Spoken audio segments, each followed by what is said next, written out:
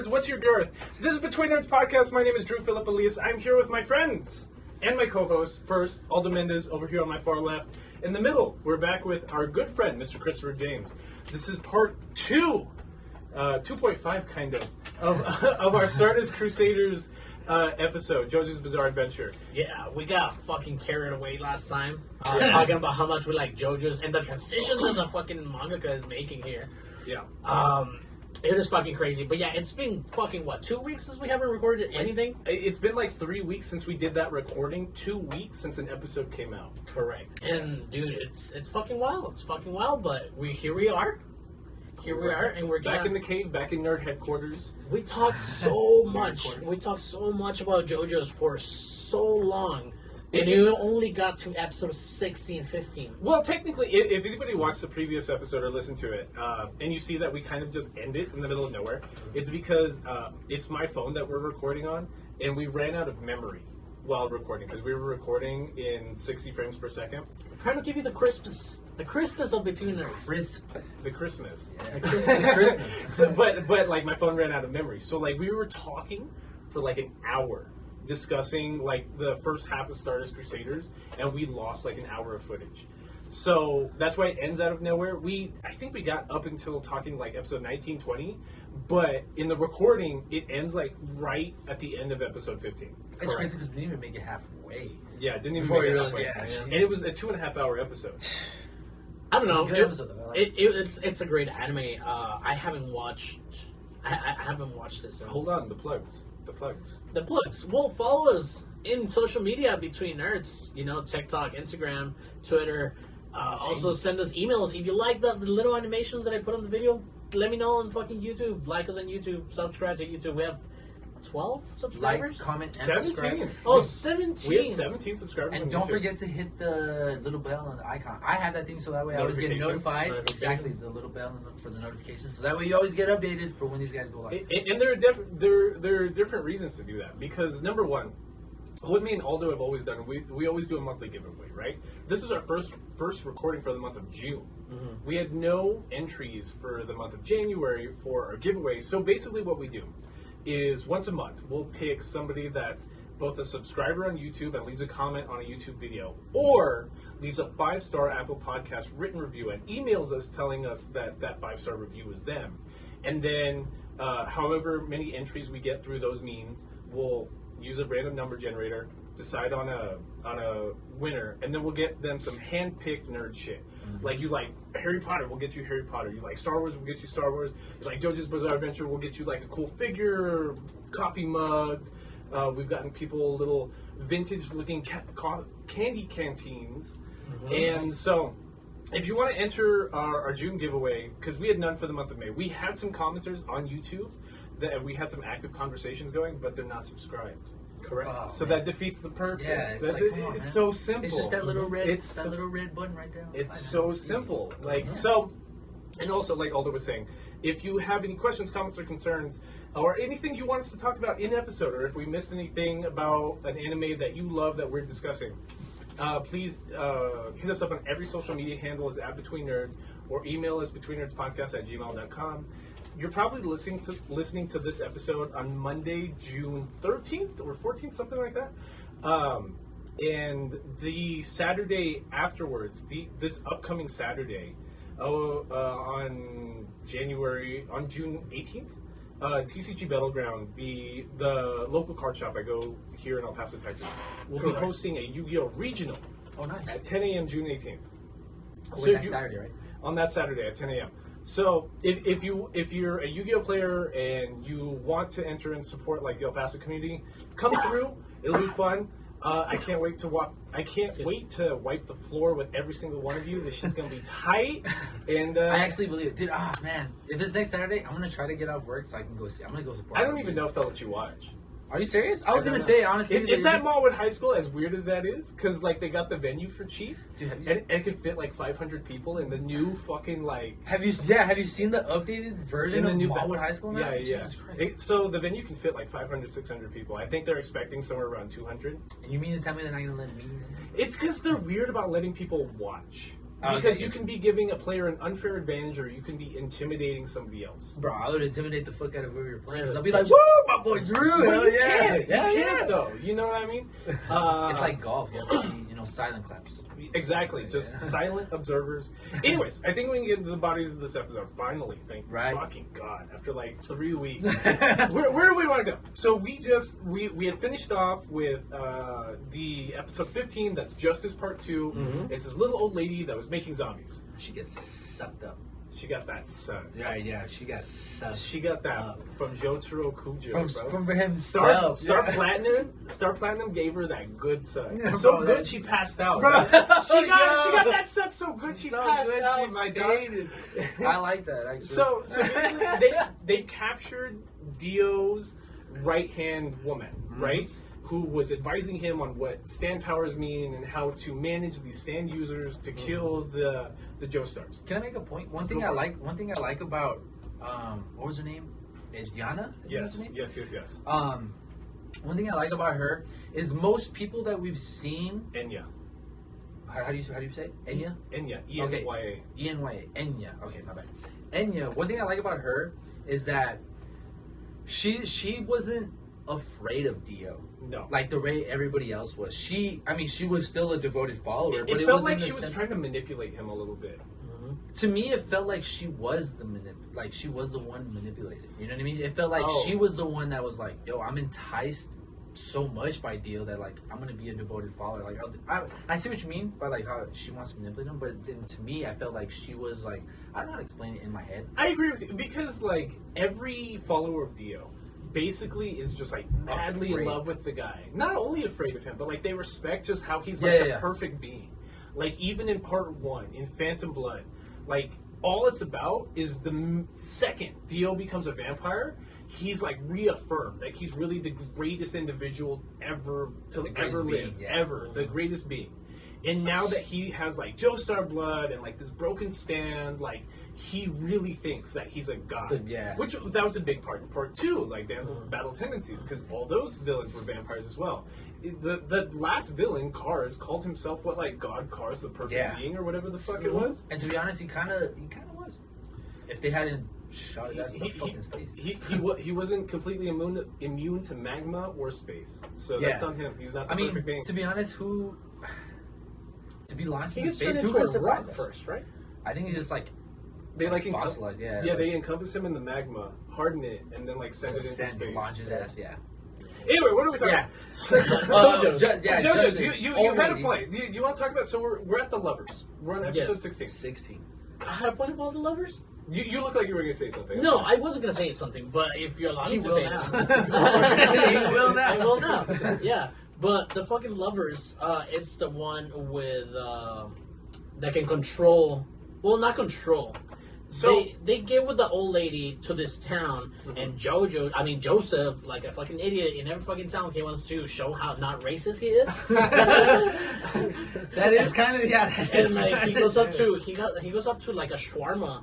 Because they're in like Pakistan or something. Yeah, I believe so. They're in like the mountains of Pakistan. Yeah, and he's like, oh, the thing about other countries is that you have to haggle all your prices and blah blah blah. And then he starts like, give me three fucking shawarmas. Shawarmas, yeah. Shawarma. For what's a shawarma? It's a sandwich, right? Well, it's like Dal Pastor, but it's like with lamb. Oh. And they put it on that flatbread, and then with some tahini. That sounds good. It's super good, bro. That sounds really, really good. Like gyros, whatever. Gyros, yeah. Gyros, yeah. That's essentially what it is. Oh shit. Anyway, okay, but yeah, so they start haggling, whatever, and then surprise again, he's a stand user. They use his name's Steely Dan. Which is actually a band from the 70s, I believe. Correct. Yeah, dude, that's man, I love this fucking goddamn show. and that guy's stand, it's like a ear bug that goes into your brain, and like anything that happens to Steely Dan, go ahead. Yeah, happens to the person possessed by like the stand, which is the lovers. Mm-hmm. So like what happens is Steely Dan puts the lovers inside of Joseph's brain. And then Jotaro Kujo is just automatically like, okay, I'm just gonna punch you. Like, you're talking shit. You're talking shit. Like, you're threatening my grandpa. I'm just gonna beat your ass. Punches him, and then it punches Joseph at the same time. He gets knocked back like 100 meters into a barrel or something. And so like the rest of these next 2 episodes, it's just Steely Dan, just totally just like being a fucking cunt to Jotaro. It looks like a dick, too. He does. Yeah. He does. Yeah. But like, I like how 80s all the villain character models are, because it looks like again, we talked about this a lot last episode, how like every villain just looks like a Prince outfit. Yes. Right? Yes. Every single one, Steely Dan included. But like the hair's different. It's just 80s like glorifying. But so basically, like, he's taking Jotaro around, like making him rob a jewelry store, like beating him up in the park, literally stepping on him over a pond, and like water runoff in the street and stuff like that. But at that same time, from like this part out a little bit, they start separating the group, right? So basically, like, it's always in groups of 2. Like, one person's dealing with one stand and someone's dealing with something else on the other end. So right now, we have Jotaro hanging out with Steely Dan, while on the other side of this town they're in Pakistan, it's Joseph using Hermit Purple to like show an image of the inside of his brain on a television. One of those big ass fucking tube TVs from the old 90s. Yeah. And then they make up a stand power right here too, just to fight the lovers. Kakyoin and Polnareff are both like, yeah, we can. Now we can go small. Yeah, we can microsize our stands. It's And we'll just go in. shit. Yes, magic school bus type shit. Great. And microsize ourselves into Joseph's brain, and we'll defeat the lovers that way. And they just make that up, and that never comes up again. In no other parts, no other villains, never happens again.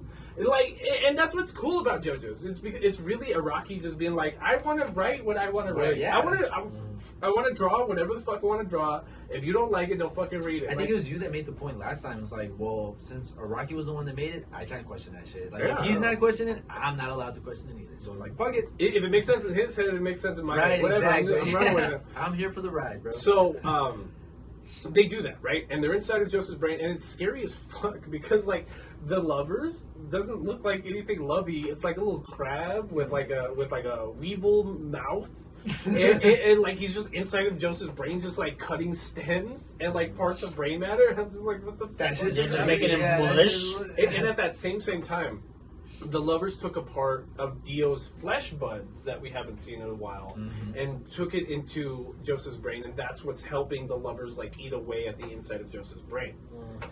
So Kakyoin and Polnareff like beat the lovers, or so they think, and it immediately just like dissolves, and like a million more come out because the lovers is not what we thought it was. It actually can make multiple copies of itself based off of like brain matter that's just like sitting around, which again doesn't make any sense. But this JoJo's. I can't even remember how they beat it, because there's a way that somehow Kakyoin outsmarts the lovers. Because he starts it was like the easiest shit, bro. Like, he starts multiplying. Yeah. Because don't like hit him really hard. It's like, ha, we got him. And then like that will split into 2, and like that will split into 3, and then so on and so forth. So now there's a big group. Now Kakyoin is like, I'm gonna use Emerald Splash, and whoever it hits is gonna be the one, dude. Oh, It doesn't use it because it was like it has like a has a giant spread of it. It's like a Dragon Ball Z fucking fight. Like, oh, you see all my after image. Yeah, you it's like, you well, fuck don't- it, I'm you just don't- gonna blast all Yeah, of them. just blast off. So then he hits him, scares the shit out of the lover's stand like so bad that it flies away, and it tries going into Joseph's brain. No, into Jotaro's brain. Jotaro, In Jotaro's, I don't know why the fuck I said Joseph. And then into Jotaro's brain, but. So there's like an episode cut right there, cliffhanger, right? Like that's how every episode is. Yeah. So, but then at the very beginning of it, like you see like villain explanations. You know what I mean? Like in Austin Powers, how Dr. Evil would get made fun of because he over-explains his plans that are super simple. It's like a super villainy trope. Right. But it's like it's funny in JoJo's because it's a meme. You know what I mean? Yeah. Like it's so over the top that it's such a joke. So Steely Dan's doing that, over explaining himself. Ha Jotaro, I caught you off guard, and now the lovers will defeat you, and I'll kill you that way, and you can't touch me anymore. Ha. But apparently, when it happened, Kakyoin, on the way out of Joseph's brain, had left a strand of Hierophant Green on the leg that Joseph was able to see, even though both Hierophant Green and the lovers were micro-sized right now. It's just how it goes. Yeah, and somehow both Jotaro and Star Platinum were able to see it. So before it went into his brain, it's like the episode where Jotaro grabbed a bullet like an inch from his face. He grabs it. He's just like, haha. So this? Got it. Yeah. You mean this? You mean this little thing? And then he tries like infecting a little girl that's down the street once he realizes he can't go over Jotaro. And then Star Platinum just grabs it again, and it's fucked. Like if Jotaro was an actual bad person, he could have just killed the dude in like half a second to squish him. You know what I mean? Bloop. Because whatever happens to a stand happens to the user, right? So. But it's still fucked because he just like squeezes it a little bit, breaks like his arm and his leg, and like if you're one of the people in this Pakistani town, you don't know what the fuck's going on because you can't see stands, right? That's what I've always, man, something that I've always thought in my head is like, imagine just two stand users fighting each other. To the normal, like I mean, we talked about it last time, but like to the average person, they would just see two nerds yelling out moves at each other. Bro. That's the meme when Avdol dies to the guy with the gun. Whole Horse. To Whole Horse, because like so you would just see some random cowboy in the middle of this Indian town, just like gunning some actual Indian priest-looking dude. It just like holding nothing, right? But like it looks like he's holding a gun, and the other guy's just like this. Haha! I'm gonna burn you. Haha! But what's funny is that when he does kill him, okay, just picture somebody holding nothing. He shoots, and then he still holds it because remember the bullet flies around for a little bit before actually hitting him. So you just see some guy standing like nothing, and the other guy's like, and then the other guy's like, "Oh, duck down, Polar." If he's like, "I told you to be careful," and then blah, and then it's like, if you're just sitting there, you're like, "What the fuck just happened, bro?" Like, what the fuck? These white people have lost their mind. Yeah, they're like, "Yo, what is going on?" And that's what's happening right here too. So Steely Dan's just all like breaking his arms and legs in the middle of the street. And he's just like, no, well, they don't kill him. But I don't even remember what happens. They just kind of like break all his limbs and then just leave him. No, they pretty much just like whoop his ass, yeah. And like Batman style. I think they started beating him up. No, because I remember, Hierophant Green controls, because he was like, I'm going to stab you, Jojo, ha ha. And then he was just like, wait a minute. Why can't I move my body? And then Jojo was like, haha, you never saw the trap that Hierophant Green was setting on your ass. And then he's just like, what the fuck? And then he's like, were you trying to stab me like this? And then he fucking... One thing I thought was crazy, he just stabs him in the cheek like nothing. And I'm like, bro, that is disgusting as fuck, man. Because that shit must have hurt. And that's when he was just like, I'm going to order your ass. And he sends his ass flying. Amazing. And yeah, bro, oh my God, man. That's one thing I think is funny, though, is like the traps that Hierophant Green sets. It's like... You forget that he's like, I'm talking to you, and then all of a sudden, Hierophant Green pops up. I think that's why Kakyoin gets removed from the story so often. I think because they kind of made him too useful. Yeah. Because he has the most like applicable stand. Like it's not the strongest. Like he's always getting his ass beat. He never beats anybody. But what if he catches you? But he's so like it's just too universal of a power. Like being able to put a tentacle map anywhere that's like a spider web. Like I can feel which strands you're breaking and I know exactly where you are. I can capture you. I have long range attacks. His original power was he could take over bodies, which we never saw after episode 3. You were going to say something. Yeah, did we talk about that little trope that they started throwing in? I think around by this point that every time the stand is defeated is like, Steely Dan, retired. Oh, when they say something like that? Yeah. It's the like title card at the end of like a... I like how when One Piece... But I like that's how what I was going to say. That's what I was going to say. So it'll be like, Luffy defeats Kaido, win. Yeah, and it's like, and then it'll say like who fought, who won, and then like the area that they are. Yeah, and it's like, I like that when they do that. No. It's amazing. So the next villain, I've always had issues with in my head because like it still one? doesn't make sense. It's the Sun. sun. Oh, I like that. Right? Yeah. Like we were discussing before we started recording last episode. y'all two are trying to say that I'm too big braining it and like I'm thinking about it too much and that it's more simple than I'm making it out to be. It still makes no sense to me. So did you want to explain the setup? Sure. Yeah. We end up at the outskirts of the Pakistani town after lovers, and then they're like, "Hey, let's just trade this super expensive car that we just bought for some camels." Mm-hmm. It's like that's how you do it here. Are It's they like, crossing They're trying the to desert? I think Yeah. it's the. They're trying to cut to Cairo. Yeah. No, to the Iberian Peninsula, so Oh, that they can, yeah, so yeah, that they yeah. can cross the Dead Sea. That's You're right. right. Into Egypt. You're right. Absolutely. And yeah, so Always. out of nowhere, they're just walking the camel, and then again, Joseph brings up another fucking comment to make it seem like he's not like multicultural. Right. And he's like camels, and like I kind of like this little Bro. dialogues with fucking Joseph because it reminds me of it's the Persian Gulf. I said The the, Persian I Gulf? said the Dead Dead Sea. Sea. Yeah. They're trying to cross the Persian Gulf. cool. Oh, And Geography. what I was saying is that Joseph starts to explain how to ride a camel because of how they walk. And it just reminds me of haiku, how they want to explain something like that. But it's just funny But to coming be from fair, Joseph. would you know how to ride a camel? No, I have absolutely no. I would have no clue. The only things I have to look back at is like that This explanation. Jojo's Right, episode. yeah, it's like, Yeah. okay, yeah. If you're ever doing a tour of Egypt, like it's just this Jojo's Show off, episode. That's all I show know. off your knowledge. Yeah, But show how did- DNA. Just Yeah, be how like, like I how know did how to you ride a ride camel. I know exactly how to ride a camel. But like Joseph's so stupid because like he falls off immediately. He swears he knows what the fuck he's talking about, but they just went neg like $10,000 on the car for the trade for the camels, and like they lose a bunch of water. And basically, Joseph's such an idiot. They start crossing their Right, so they're trying shortcut. They're trying to cross through Iran and Iraq and like part of Saudi Arabia to get to the Red Sea, like so crossing around the Persian Gulf. Which is a ginormous expanse of land, which does make zero sense. Yeah. All desert. Just Yeah. one canteen of water. Yeah. all desert.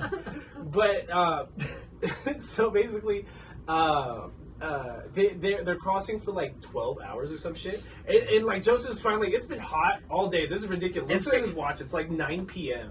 And speaking about heat, man, I mean, it's fucking hot in El Paso, man. If the audio sounds a little cloudy, it's because normally we turn off the AC, but we can't because it's 105 degrees in El Paso Yeah. right now. You guys will see us die, like, on the camera. Like we would have to stop like every 20 minutes just to cool down. Like It's ridiculous. And that would take 30 minutes. right. So we can't. We but Just bear with it. So anyways, Joseph and Jojo finally look at their watches and they're like, "Dog, it's 9 p.m. Why is the sun? Why is the sun still? But it's not even that, bro, because the way they animate it, they're still walking, and it's a little montage of them, like walking in the front of the frame, walking on the back of the frame, and it's just like, or walking like overview, and it's just like they're walking, and the sun is just beaming and beaming more, and that's how they animate it until like that happens. Like, what the fuck is night? Not only did they go like 5 hours like without like with Any- supposed yeah. nighttime, Yeah. that even like the sun was still beaming like super hot. Yeah.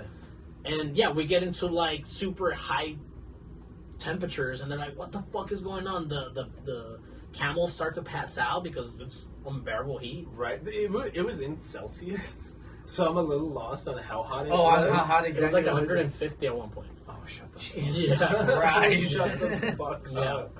So yeah, so they start hiding behind a rock. They're like, "What the fuck do we do?" Because it's a literal sun, and so okay, I'm gonna try to explain it, and then I need y'all to actually like explain it correctly because so they're hiding behind the rock. Mm-hmm. We're seeing They're it. getting shade. We're seeing it from Only place to get shit. yeah, the only place they're getting shade. They're seeing we as an audience are watching it from Joseph's point of view. He's like, "Fuck, we gotta do something about this." Oh my god, dude, we gotta do something about this sun immediately because the other guys are gonna start going manic from how hot it is and having no water. Which is true. That actually was. So all the other guys start giggling and laughing. He's like, "Oh my god, dude, they've actually fucking lost it. What am I gonna do?" And they're just like, "No, Mr. Joestar, like you're missing the point. Do you see that rock over on the left side of the frame is the same rock on that right side of the frame?" And he's still lost. And so Jotaro finds another rock in the sand and throws it in the middle of those two mirrored images, and it breaks a glass wall mirror thing prop. And it knocks out the stand user on the other side of it, and he's in like a cart or something, where the front, the other side, the side opposite to him, is the actual mirror that's reflecting his stand, which is the sun. Yeah, he's able to get damaged by his own stand. Yeah. So is it the actual sun that he's doing an image of, or is it like its own like manifestation of the sun in the sky? It's its own manifestation. I was gonna say the way I viewed it is like. I don't know if you ever a psycho kid, but did you ever use a magnifying glass like to burn ants type shit? Yeah, okay, yeah. I think if it rocks kinda, and shit. Yeah, like rocks and shit. I think. No, I swear. Like you ever done that with a rock? That shit's cool. They start popping. Yeah. I thought of something like that. Like it was using a magnifying glass. So like I'm just gonna burn you from over here. Maybe because that's how. Because I mean, even with the hot beaming on you, he's got like his fan. I think like he has. AC I think he was able to like amplify the heat just a little bit more like that. So the sun is already out, but he is making that extra sun. This is my explanation. Yeah, that's hot. So his stand is an extra sun. Like I'm listening. Just keep going. Yeah. Okay. So he's using the mirror because there's nowhere to hide in the desert. So he's using the mirror setup. How would they not have seen or heard this little cart like pulling up? Well, I don't know, bro. It's just Jojo. I mean, if you want me to explain, maybe they were already delirious from like. But anyways, like he's manifesting the sun to get super hot. If you remember, at one point, the sun shot out like flares that like killed the camels, that punctured like one container of water, and like that was before Jojo was like, oh my god, my boys are gonna start going crazy. Yeah. But I think at that point, shouldn't they have been like, okay, when has the sun ever fucking done that before, dude? You know no, what I mean? no, but they do figure it out that there's a stand user. Yeah. So they're like, what the fuck? And that's when it happens. They see that he's using that mirror thing because you can't hide anywhere in the desert because it's just flat. Yeah. So he's using that because already with the heat waves, dude, the heat is immense. Yeah. You know what I'm talking? We're talking 150 degrees. Yeah. Everything looks the same to you. Now that we're talking about the mirror thing, that's a little. Maybe I'm thinking too much into it, but that's a little foreshadowing for how someone defeats someone later on. Right? I won't talk about it now. We'll talk about it later. But anyways, continue. But so they're like, haha, they start laughing. They see the rock, they throw the rock, and that guy on the other side has an AC unit, has a cooler on the back, like he has like all these things to protect himself from his own stand. Right. Okay. You know? Was that a good explanation for you? It's too simple. It's too simple to the point that like my brain just can't. You think he was manipulating the sun? I don't know. Because that seems too crazy. Yeah, I think that would be like OP. Yeah, like if you can manipulate the actual fucking sun, I think that'd be a little too much. His name is Arabia Fats. Arabia Fats. Yeah, and he's a little fat dude, and he just knocks him out, and is like, Arabia Fats, retired. Yeah. So we beat the sun. So yeah, they cross the desert, and we're in like one of the coastal towns, like in front of the Iberian Sea or whatever, right? So basically, that night, Kakyoin has a dream that he's in an amusement park, and that this like Grim Reaper thing with like a clown mask and this big scythe, like a big Pope helmet. This big Pope hat and like this big. I think those were like. I think to be honest, I think those are how actual clowns dress back in the day. That's crazy. Like with the I think that's how they actually. Can I be real with you? Yeah, go ahead. Like a second. My grandpa used to take me to the circus like a lot, like the one that used to come to El Paso a lot in the 90s. The one that used to come to El Paso in the 90s came like all the fucking time, right? How'd you like it? And would be in town for months. I loved it, but here's the thing. When I was a kid, I was absolutely fucking terrified of clowns. Me, dude, I'm terrified of clowns to this day, bro. I fucking hate clowns. I hate. But like, I would hire a clown. So my whole family would show up to the circus, and like it was mainly there for me because I was the only kid at the time. You're like, I don't like this shit. We would have to leave early because if a clown approached me too soon before we actually sat down before the actual show, I'd freak out and just have to go. I don't blame you. Like, dog, I'm like 3-4 years old and I feel guilt about that at 29. Like, had you seen it at this point? No, dude, because I had seen it too, and I was like, bro. Even more reason to hate fucking clowns. I don't know why I was afraid of clowns. They just freak me out, man. They're just too and they're low. overzealous. It's a low budget production, right? It's not like respectable people doing clown stuff at the fucking Yeah.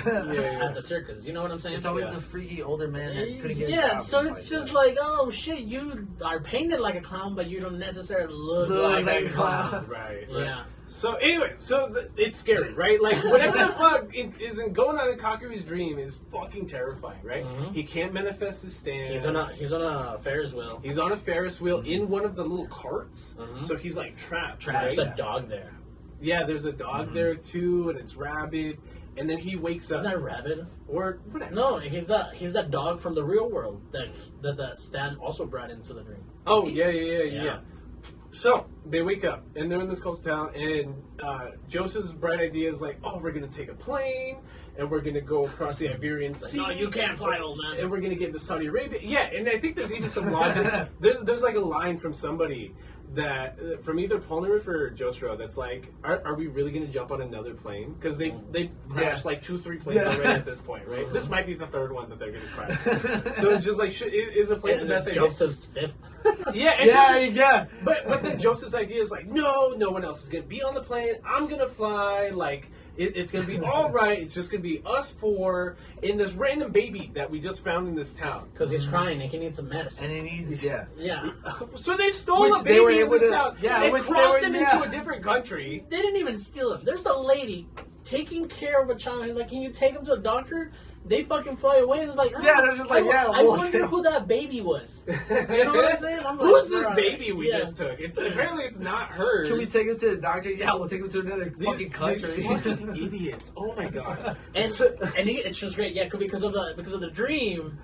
Now before this is only possible because they're all stupid. Yeah. so that dog that I mentioned, that Kakuin song, his nightmare. When they wake up and they go to the plane, and once they're leaving, and there's a fucking baby crying on the side, like there's a dog that died somewhere.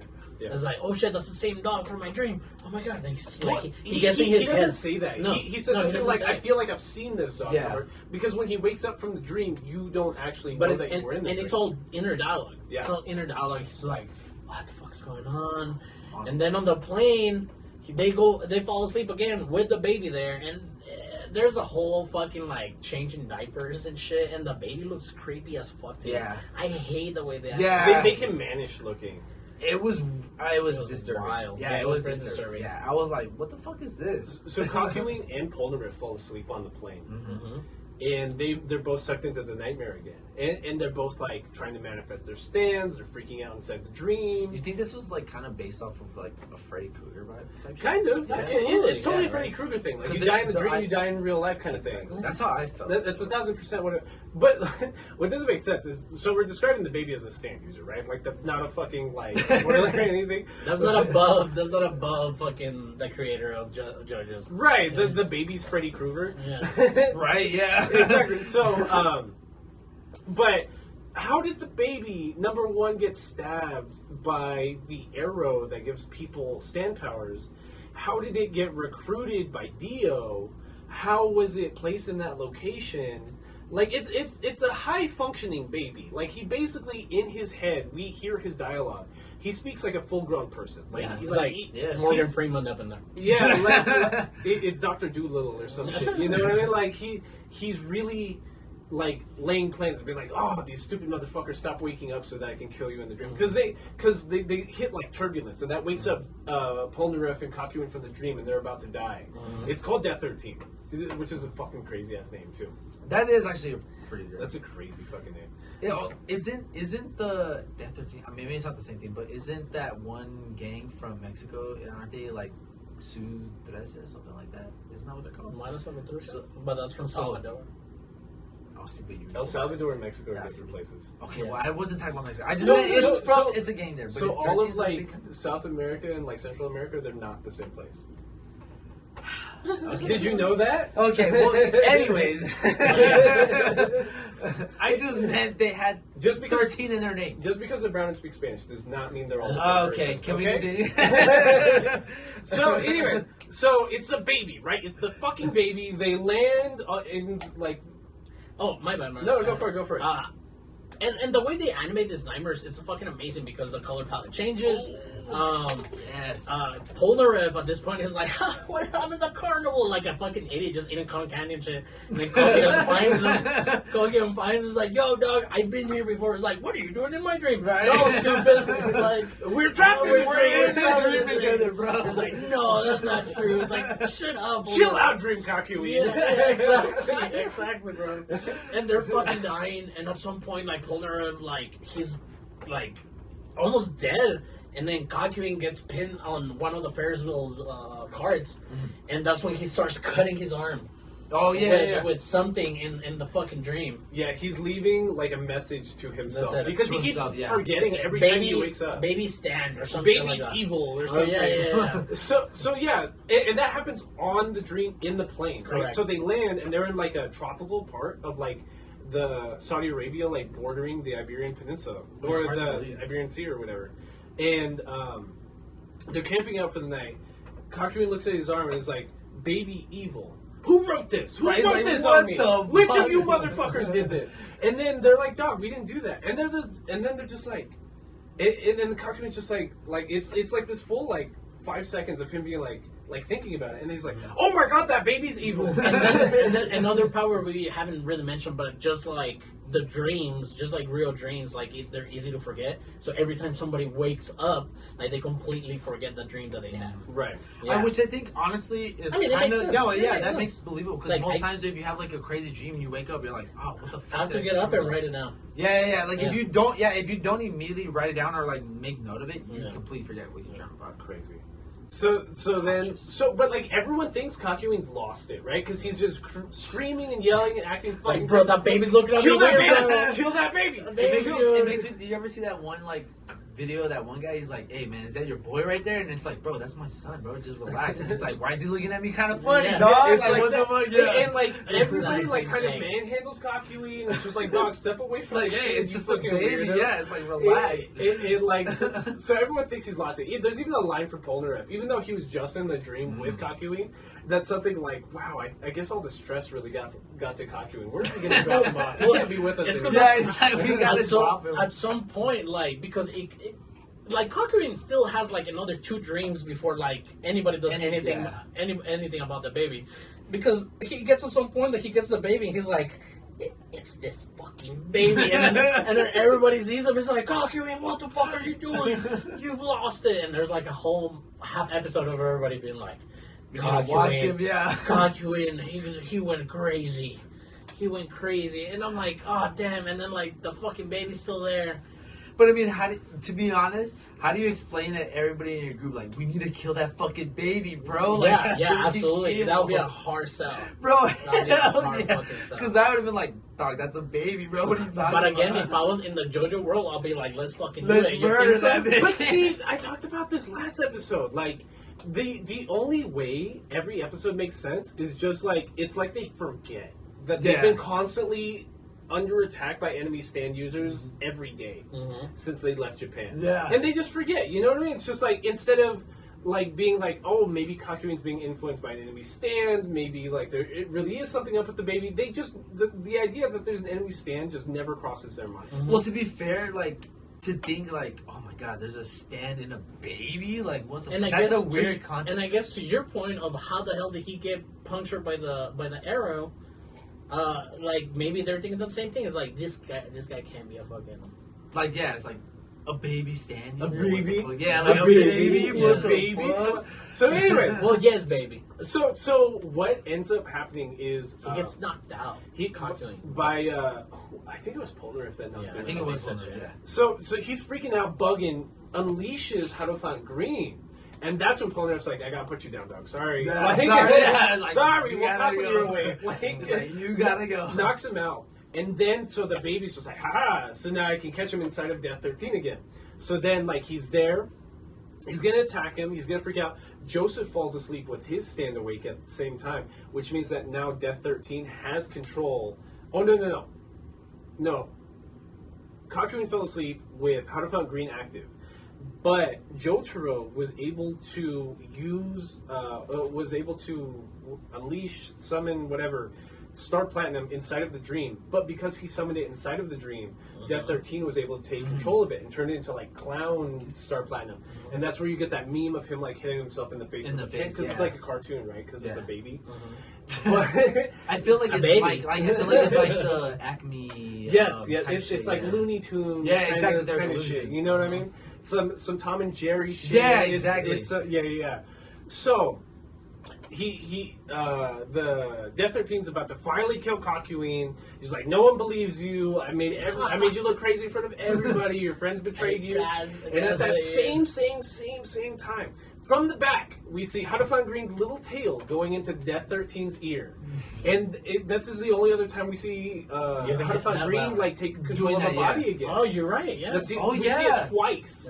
These are the only times. Only here in Between Nerds. Yeah, in Between Nerds. So then he controls Death 13. The baby's freaking out. Like, what? Why is this happening? In the dream, he makes him heal Cockeween's wounds.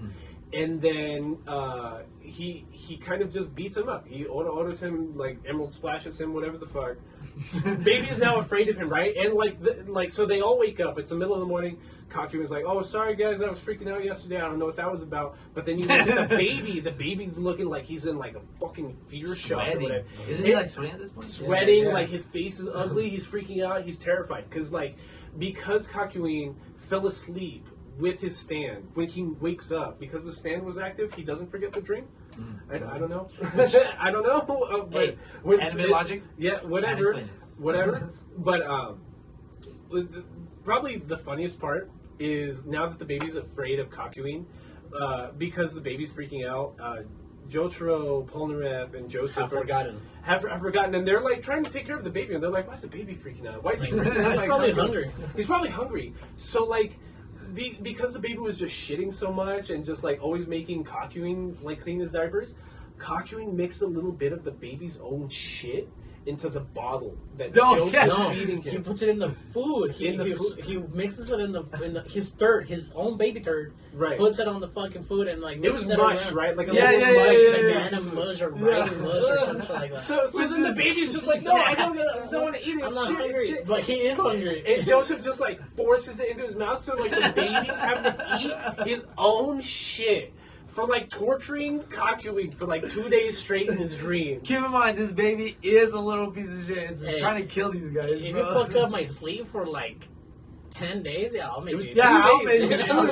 It was 2 days. Oh. Hey, that's enough. They crossed Saudi Arabia. That was it. That's enough. 2 days of making me lose my sleep. Yeah, that's enough to make me eat some shit. So then they just drop the baby off at the hospital or whatever. Yeah, they're like, all right, here you go. All right, whatever, bye, baby. and then so then we get that title card that's just like Death 13 incapacitated. Yeah. So then we're gonna cross the Red Sea, right? So first they take a little boat. Mickey Mouse comes in to an island in between the. What was Steamboat Willie? That was the name of Mickey Mouse when he first started. Never mind. Anyways. Oh yeah, Steamboat Willie. Yeah, Steamboat Willie when he was in the boat. The old black and white music. Yeah, so you know your cartoons. Wait, anyways, what? Steamboat. It's because he said Mickey Mouse. Oh, and okay. Mickey Mouse original but I'm name trying to was understand what you Steamboat mean by Willie. Mickey Mouse. Oh, I was talking about the Aladdin. Oh, okay, yeah. I don't know what he meant by Mickey Mouse. I was just we're about to get an Aladdin stand. Yeah, right? the mouse walks in. So basically, and technically this happened before the Aladdin movie came out. So I don't know. I don't know. So they're crossing the Red Sea this time, right? I'm sorry. I believe just fucking side tangent. I believe Aladdin's one of the other Disney stories that is based on other story. It is, but like the movie came out in Jojo's. 1994. It's based on Jojo's. It's based on Jojo's. Exactly. So they're crossing the Persian Gulf, right? But first they take a detour on like one of the little islands in the Persian Gulf. No, not in the Persian Gulf. The Red Sea. We already crossed the Persian Gulf. Yes. It's Persian Gulf, Saudi Arabia. I'll put the map right here. So the Saudi Arabian Peninsula, and then the Red Sea, and then Egypt, right? We're trying to get to Cairo. So then they get into this island, and they see an old guy with gray hair, and he's still brown. It looks exactly like Abdul, right? And they're just like, what the fuck is this old man Abdul? What's going on? And like, it's sad at first as an audience perspective, because you're just like, oh, like Abdul is done. Oh, this is crazy. And then Again, this is one of those episodes where like somebody's being detached from the group because it's too OP to have the whole group attacking the enemy stand at once. So Polnareff just kind of wanders on the beach. He's like, "Damn! Like I should have saved Abdal. Like Just I'm kicking sand. kicking sand on the beach, bummed out. Finds a dirty Beach bummed out. beach, bummed out. Which is the worst bum you could be? 'Cause I you're don't on the know. beach, Jesus I don't know. Christ. I was in downtown LA last said week. the I'm not sure that's worst? true. No, well, it's maybe one of the worst. You're on a beach, my man. How are I'd you rather bummed? be beach bum than seated bum. Like Okay, a yeah, that makes 1,000 sense. times Okay, more. yeah, I guess it makes sense. Yeah. That makes sense. But being beach bum, you're on a beach, my man. Like, you better enjoy the fuck In out of California, that it shit. gives you a phone and money every month. So. Oh, wow. Now you know. Now you Only know. in between her. Between birds. So then, What's your girth? What was I talking about? What's your girth? So then he finds a little oil lamp, right? So Yes. a la Aladdin, right?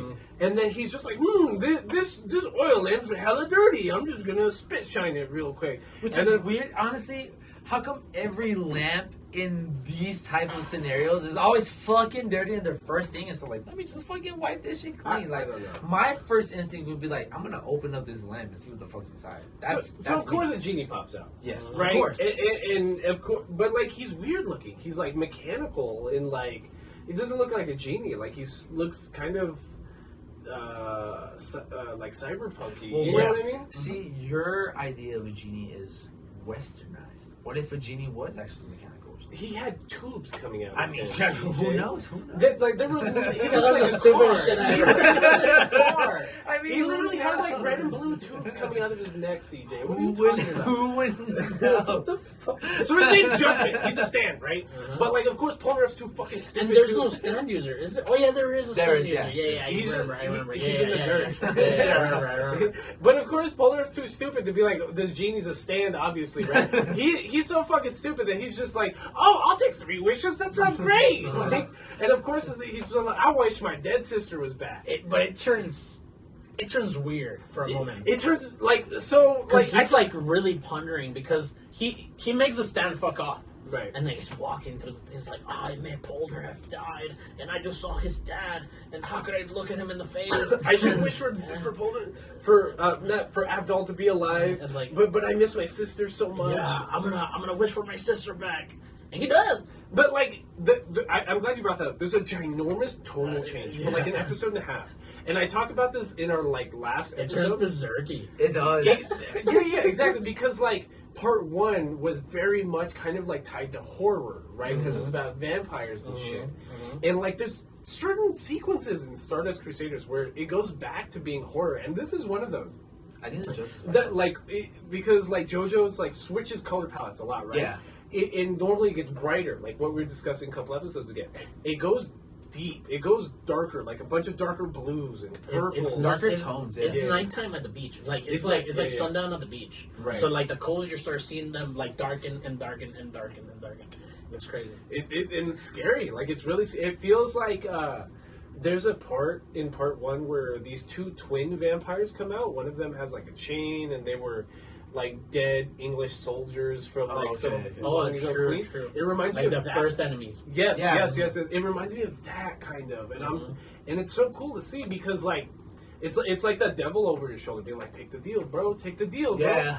And then so he's just like, fuck it, Judgment, where are you? And he's just like, I've been here the whole time, Polnareff. What is your wish? And he's just, I wish for my dead sister to be alive. And she comes out, and he's excited, but we still have that darker palette, right? And he's hugging her. Like her face like half cut off, like Yeah. from frame. Right. The top half. So we just see like a smiling woman and like the bottom part of her nose. I miss you so much, brother. Don't look at me. And she starts like running. Yes, Yeah. and it's one of those like it's an anime-ism that like it's hard for me to explain because me and Karen watched Spy Family, right? And in Spy Family, the assassin wife has a brother that works for the KGB essentially, right? And it's a Necromancy shit. it's he's in love with his sister is my point. You know what I mean? Like in a lot of anime, there's this really, really Why is that weird such a trope? sexual Yeah, tension why is that such a between trope? brothers and sisters? Yeah, and that's kind of so how weird. like Polnareff is treated with his sister. It's super weird and super strange. And Karen was like, "Why is this brother so in love with Yor?" And I'm just like, "Cause anime. I don't know. I'm just waiting to see." I don't know. But so Polnareff's just like, "Come back." I'm like, I love you so much, sister. Like, I've been working so hard just to get you back. Like, I don't care what you look like.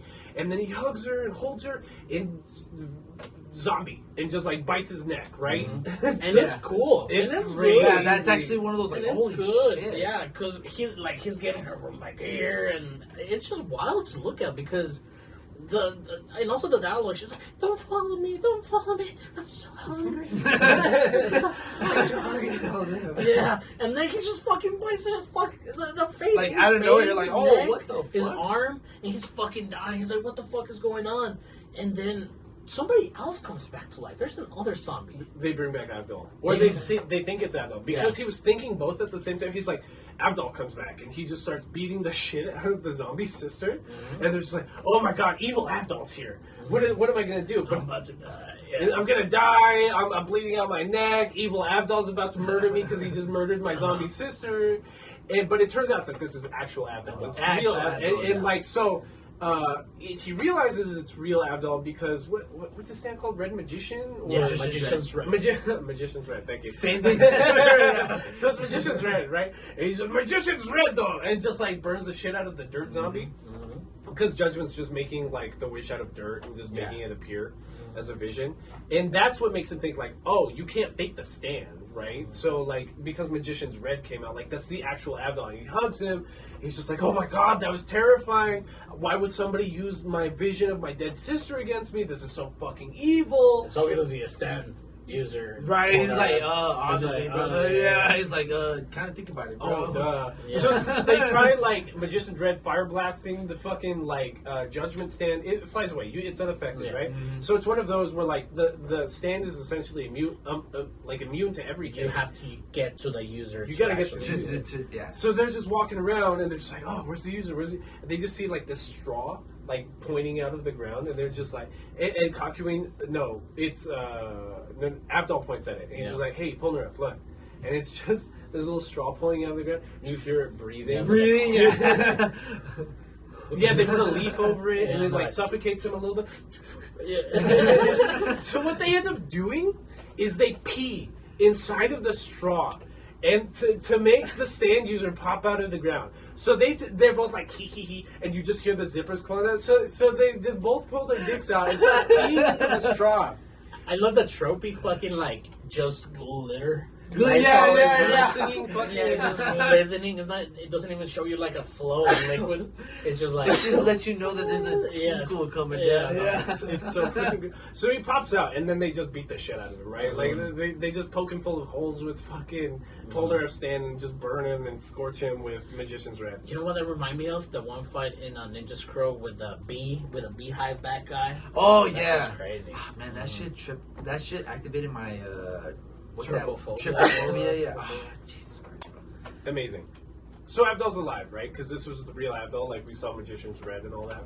And like Polnareff's the only one shocked by it because Kakuin and Joseph and Jotaro are just like, of course he's alive. That's why we're at this island, dipshit. That was his dad earlier. Like he's been hanging out here the whole time. Because remember when he almost got shot in the fucking head? And that's a cop out, right? Because like we thought that Abdul was dead this whole time He actually got shot in the head. because Whole Horse shot him in the head. Yeah. But it turns out at the very last second he used He was able to like lean back enough for the bullet to like grace. graze him. Yeah. So it just like scars him, and they're just like, okay, whatever, anime logic. Yeah, whatever. I Whatever. guess, yeah. They buried the dude and Yeah, we didn't see him bury Yeah, the yeah. dude because it No, was did they leave? it was Kakuin and Polnareff that went to go defeat Hanged Man out in that little village at that same time. And when they came back to where Abdul was originally shot, Jotaro and Joseph were just like, yeah, we buried the body. It's over there. Like, don't worry about it. Don't look at it. Let's Don't keep look moving. at that shit, yeah. Let's just keep moving. So, so Abdul's alive. So now we have our group of 5 back. It's 5, right? 5, yeah. So then, I can't. So a submarine. We have Yes. we have crashed 3 planes. We have down like 2 boats. We've killed 5 camels. We've we've destroyed 2-3 cars. It's so good. Yeah, These we guys are sold one. terrible. So the only thing left is submarine, right? So Which makes sense. So Yeah. leaving the island, Joseph's just like, yeah, I called the Speedwagon Foundation. They sent me a submarine. They sent me a submarine because it's the only thing we haven't destroyed yet. And there's no crew because we keep having civilian casualties, and I'm not down for all that. So we're gonna get in the submarine and we're gonna dip. Imagine that. Like, Imagine one of the being most dangerous places you can get into. Like the bottom of the ocean. Like imagine being like on the crew or whatever, and they're like, "Oh yeah, Jojo's family or like the Joestar family wants to do an expedition," and everybody's like, "Yeah, fuck that, I'm not down for that. Yeah, I'm not going on that." We Fuck recently touched the bottom of the Atlantic Ocean. I saw that. That's Oh, did you crazy. really? Yeah. Oh shit. Yeah, there's The plastic down there. Mariana Trench. Which Yeah. makes sense. Yeah. Yeah, there's plastic down there. Wait, they hit the bottom of the deepest. Holy shit! I That's did what not I'm saying. know. Like the 5 mile deep? Yeah. Holy shit. Well, yeah, it's Man, deep. that's crazy. No, I know how deep that shit is. It's That's just deep. wild. So anyways, Yeah. Anyways. anyway, so we're in the submarine, and they're just chilling, and then somehow there's a phone working inside of the submarine in 1980, whatever. It doesn't Which make any I- sense. There's Scarface. It's Joseph's wife. It's Susie Q. Didn't they? Maybe it's like a radio instead of a phone, but just disguises. It rang like a phone. Oh, never mind. It Anyways, continue. rang like a phone. And Joseph calls his wife Susie Q from All Out Part 2, right? And he's just like, "Oh, sorry, baby, I haven't called. I'm with Jojo right now. We're doing something for work, I swear." Susie Q. Why does it sound like you're in a submarine? It sounds like you're in a submarine. He's just, "Don't worry about it, baby." And like, What shows are we doing there? yeah, why the fuck would our Japanese grandson be there? Right. He's like 16, you weirdo. Like, we're in the bottom of the Red Sea. Don't worry about it. What the Like, fuck wait a is minute, going what? on? And then Joseph like brings his butler like into the whole thing. Don't tell my wife it's shit, bro. Oh yeah. I don't know if I can lie to Mrs. Q. She's very, what is it called? Intimidating. Yeah. But he's a badass too. He's fucking awful. Oh yeah, He's like a yeah. trained assassin by Yeah. like the Speedwagon Foundation. So it's this whole thing, right? And so she's freaking out. He tells her not to worry, and of course, right away she's like, "Okay, I'm going to Japan. Fuck it." Yeah, it's just like I'm gonna go find you. Yeah. And she's in New York City. At that same time, he hangs up the phone because he's like, "Oh, sorry, babe, something's going on." Then we find this stand called High Priestess that basically can like Morph into anything. it Yeah. morph into anything, but it morphs into existing inanimate objects. Is basically how I can describe it, and disguises itself as those things, but can also like fuck you up if you're not paying attention. So if I'm in a submarine, it can pretend that it's a button on the wall, and when I get near that button, it's gonna come up and like slash me in the face or some shit, right? That's High Priestess. Which in theory, that's pretty scary. That's actually. terrifying Yeah, because you're in an horrible. enclosed space. It's like, Like alien. literally anything. You like, don't holy know what's shit. real. You can literally be like pushing buttons and levers trying to move the submarine forward, and you touch something and it ends up being the stand, and then it's gonna like bite off your entire hand or some shit. And the character design for High Priestess, right? Those High Priestess? Yeah. It's fucking weird too, because she's like a. I don't want to sound ignorant or anything, but it seems like an African warrior kind of mask. Yeah, like one of those big like tiki mask looking things. Correct. Like it's scary. And It's weird. super Yeah, scary. yeah, it's fucking weird with hands, very and fucking intimidating, yeah. arms. So right away it pops a hole in the submarine, and we're like, all right, we gotta go. So they put on scuba gear. You know what I mean? They're at the bottom of the Red Sea, and like immediately when they get out, was it Joseph's or Polnareff? I think it was Joseph's. Scuba gear ended up being High Priestess. Yeah, Joseph. It's Joseph, right? So like immediately once they're like, okay, I'm going, I'm breathing. I can't breathe. And like they're doing that thing where they're speaking through their stands, which again doesn't make sense. Yeah. It never happens unless it's convenient, right? Like so they're like, okay, we can communicate underwater through our stands, and immediately Joseph's just like, I can't breathe, guys, and it's just High Priestess just like, I got killed, man, ha. And I love what JoJo's brings here to the table, which is the maniacy, villainly laugh, and almost every single one of them is like. It's like it's like One Piece. Honestly, there's this theme in One Piece where every villain has its different laugh. Like They have like a they specific. use different laugh. characters in the manga to describe how the laughs are. So like one of the main villains, his laugh is ha ha ha ha ha. And now there's this new fan theory that laugh is tied to an ancient Japanese beast that's also a glutton, but it looks like this villain because it has this full head of like black bearded hair, and it's scary. So, but that's what I'm saying. Like that's how the JoJo villains are. Absolutely. And so they're trapped. They're trying to rush to the surface of the ocean to get Joseph some air, and then High Priestess overtakes the seafloor and turns into this giant seafloor face and like encompasses them and like swallows them whole. So now they're trapped inside of a giant face on the bottom of the seafloor. In their jaw. In the jaw of this giant face. And it's just like, haha, my teeth are as strong as diamonds. You can never defeat me. And came out of fury. Yeah, not only did she like transform into a sand face, but also her teeth are diamond now. Yeah. And, Or as strong as diamond. Obviously, Jotaro was just fucking like, Yeah, just breaks the teeth, just like going like tooth to tooth to tooth. Just stop it, you're gonna break my teeth. Have you ever like really hit your tooth? Like, absolutely. That shit hurts, bro. Honestly, I have this. I chipped my tooth with it with a car bomb. With an Irish car bomb? Yeah, the shot glass like broke your tooth? Yeah, I went like this, and the fucking shot glass came down, and it just hit me right enough, right here. I had it filled. My tia had filled it, but the fill like fell off. I need to get it done again. When I was in high school, I was me and somebody I know.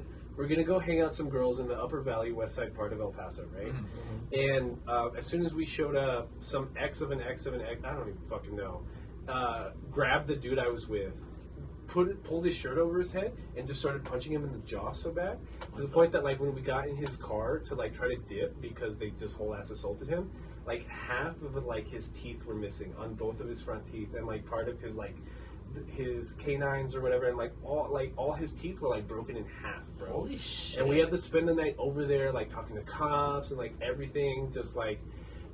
I have like this crazy PTSD about that, which is why why this episode, the High Priestess fight, like unlocks like this memory. Because like I had this memory of like I'm in the passenger seat, he's in the driver's seat, like go before something happens, because like they didn't touch me, but like they just beat the shit out of this guy. Like, I'm not gonna beat up like that. Yeah, I'm not trying to get He looks in the mirror before he dip out. He's just like, my teeth are fucking missing. My teeth, like I can see like the root of his tooth just hanging off. Oh my god! It's this crazy fucking thing. He's bleeding so much out of his fucking mouth. He gets rushed to the ER, but that's what Jotaro does. Like, yeah. Jesus Christ! But it's one of those situations also where it's one of those where you're like holding your breath with the characters, because it's a whole episode that they're underneath the water. Like water levels in Mario. Yeah. Like he's just holding his breath for 23 minutes. All four of these guys. Yeah, all of five these guys.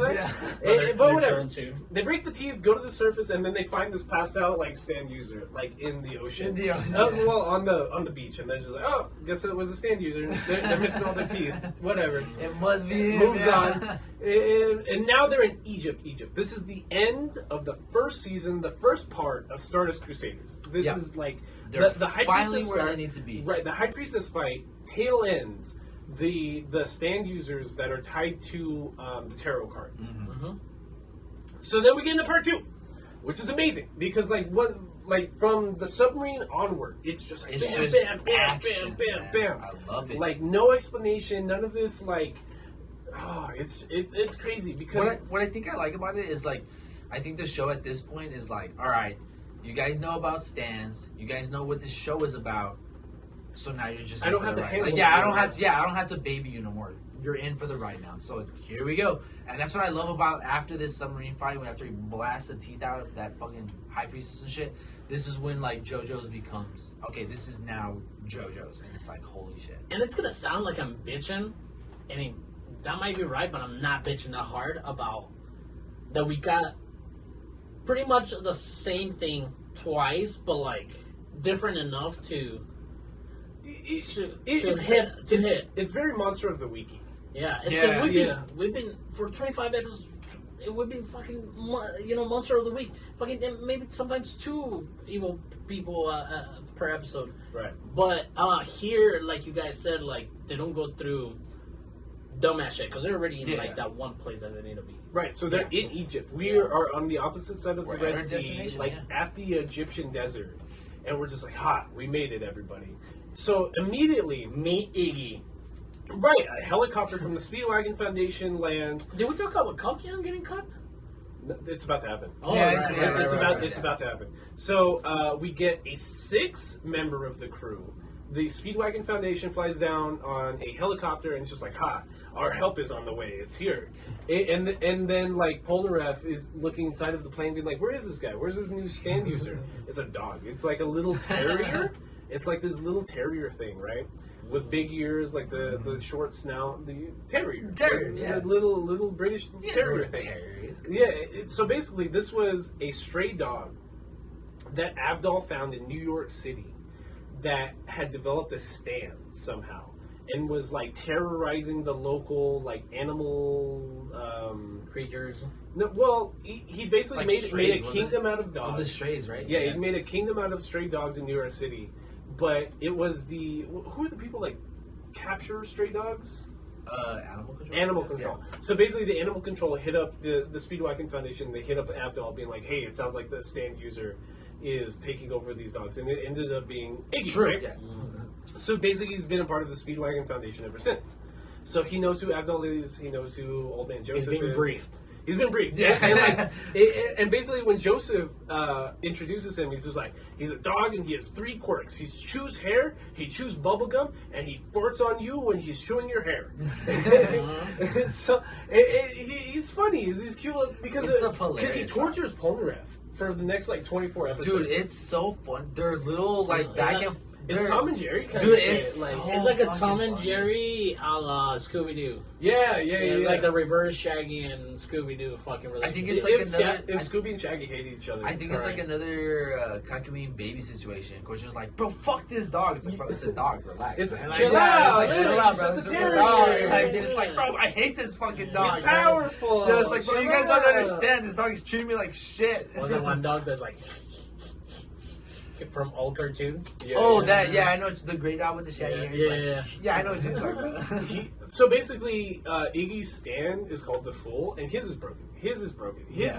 There's like, it's related to like one people. It's a very generic like shonen power that basically he can manipulate sand and like turn it into a Guard. physical being and like fight you with it, right? Yeah. So, but like when the Fool manifests itself out of sand. Which, like, they're in fucking the desert in Egypt, so the sand's everywhere, right? Which is OP as fuck. Like, that's Convenient, broken. yeah, Like, that's super broken. fucking convenient. Up your ass, yeah, sounds everywhere.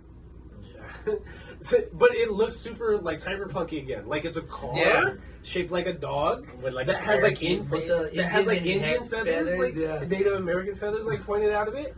But it's a car. Like, it has, like, wheels coming out of, like, its elbows. Joints. It has, like, all these tubes coming out of its neck.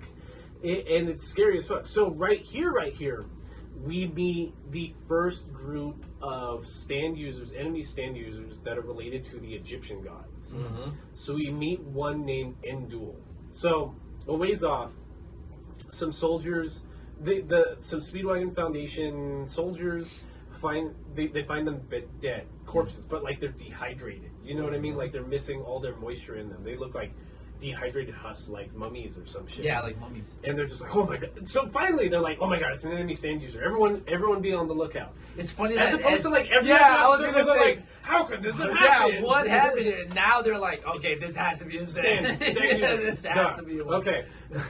So, and this one's scary. Honestly, this one's broken. In Duel's broken Yeah, because it's he's- basically a blind man using tremors in the ground to pick apart people's location, a la the Earth bitch You know from what he means? Avatar: The I was, Last Airbender. oh my god, I was just He's Toph. like Toph. He's like Toph. exactly like Toph. So it's it's I was tough. just about to say except like so he can remote control his stand, which is water, but he can use it as like a sickle, or it can like sap moisture from people, like Bro, Crocodile he's from Toph One and Piece. Katara, bro. Jesus Christ. And it's scary. It's Yeah. scary because like it immediately Avatar. kills all the Speedwagon Foundation people that were in that helicopter that just landed, and now they're just like, holy shit. Like, what the fuck are we gonna do? What is happening? And Joseph has a short range stand. I mean, Jojo has a short range stand, right? Like, he can't order somebody Unless you're right there, yeah. Unless you're like 5 meters away.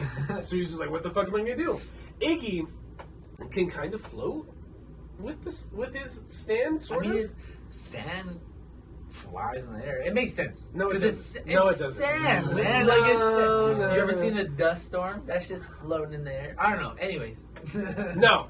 Yeah, so basically, Jotro's big idea is just like, if I'm not touching the ground, then he can't feel the tremors, and I can sneak up on him. So he makes Iggy use the Fool to make him and Iggy float above the ground. And then once he gets close enough and sees the enemy stand user, his name is Geb. Geb. Sees Geb off in the distance, grabs Iggy, and with Star Platinum just chucks him. Just whole ass just like I think he uses like a baseball. Dude, He yeah, like he's just batter like- up or some Yeah, shit. he's just like fastball pitches the fuck out of him. But bro. he Yeah. says like something corny that's like something baseball related. It's like batter up, hit this one, pussy. like And then he's like, "Butter up, hit this one." yeah. So then it hits on the ground, and then so the Fool beats Geb like right there, and then like he's supposed to be dead. Like Geb basically uses his stand to pierce his own brain. So that like they can't interrogate him. And he can't spill the beans on Dio. Which is weird because he ends up spilling the beans on you. It's one of those. It's like Bleach or Naruto or some shit. Like, oh, that was a fatal wound. Let me spend 20 minutes explaining to you what's going on. Yeah, which I think is weird because he's like, I'm gonna kill myself so I don't explain to you. And then when they get there, they're like, yo, explain. And he's like, all right. It's like, what the fuck? What was the point of killing yourself then? They say that there's 9 Egyptian gods or 7 or 6, whatever the fuck. Well, 8 now since he died. Since he died. Yeah. And they have to defeat all of them to get to Dio and Eve. Which I think is weird because he just pierced his fucking brain. How are you still... Well, it was one of those where Kakuin's like, tell us everybody's enemy stand power. And he's just like, no, I can't. I can't. A stand user's greatest advantage is like not knowing what the stand power what the is, stand yeah. power is. Which is why, like, our team, even though we have like 5-6 guys at this point, is so at a disadvantage in every fight because everyone else knows their stand power. already. Yeah. So we're chucking it to Egypt. We're going to All Cairo. right. Like we're in the desert in Cairo. We have one of like my favorite like episodes where we meet the Oingo Boingo brothers. Oh, the brothers, yeah. Yeah. Oh, man.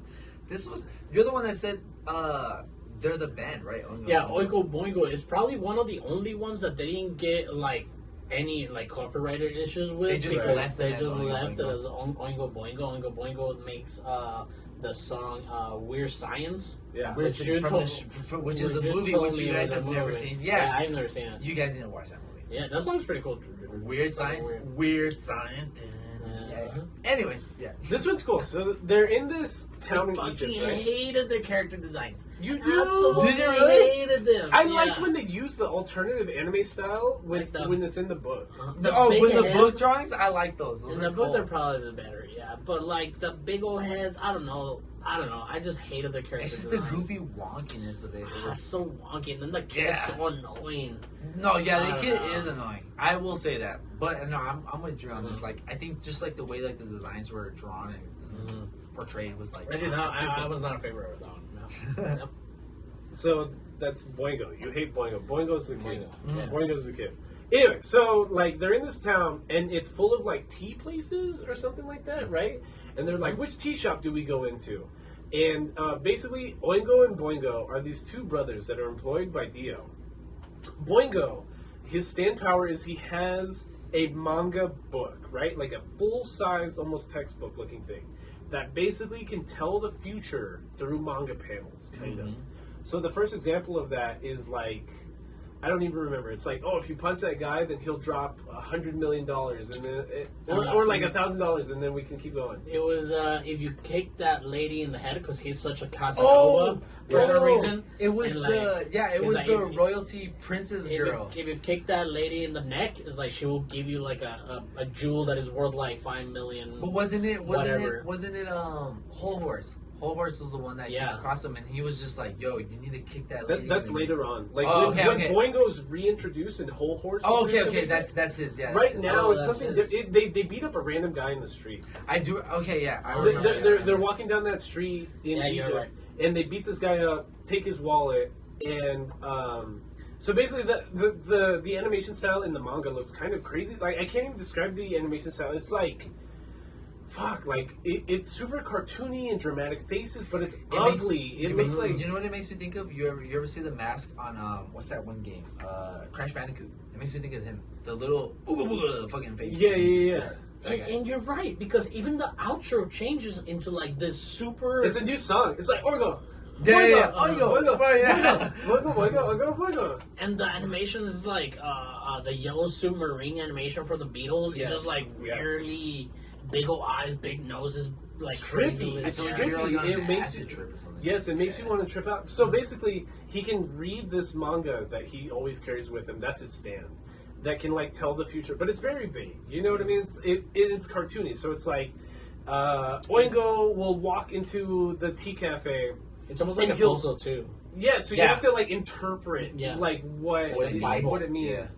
Like the So the first example is like they go into the cafe and Oingo pretends to be the waiter that's waiting on our group, right? And he's just like, if you give them tea, then you will kill them.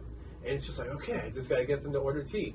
But like all our guys are finally on high alert always. It's just oh, if we can't order open tea because that could mean it's poisoned, right? Give me a sealed cola, like which makes sense. Well, yeah, right? because I want something that's closed and secured, so I know that I have to be the one opening. So they get away with it, and that's why Boingo's freaking out. He's just like, my stand power's never been wrong ever.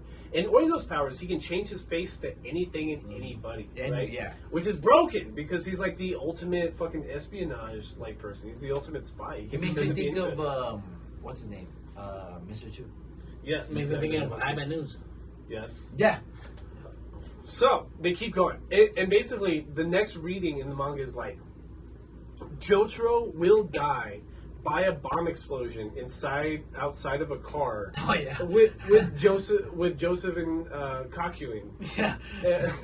So basically, Oingo changes his face to look like Jotaro, but doesn't change his clothes. No, because yeah. The actual Joseph is like, what we didn't describe at the end of the Geb in Duel fight is that the water stand, Geb's water stand in Duel, had like slashed Kakuin's eyes. Yeah, so he gets Oh yeah. he gets fucking put on the bench. Yeah, he gets put on the bench for a couple episodes. Which I think adds to the point that you guys make in the last episode, was where since Kakuin is kind of like a little bit OP, they have to either sideline him or remove him. Yeah, he gets the Abdul treatment. Yeah. Yes, the Abdal treatment for a little bit. So while Jotaro is going to the hospital, Oingo pretends to be Jotaro and jumps in the car with Joseph and Polnareff.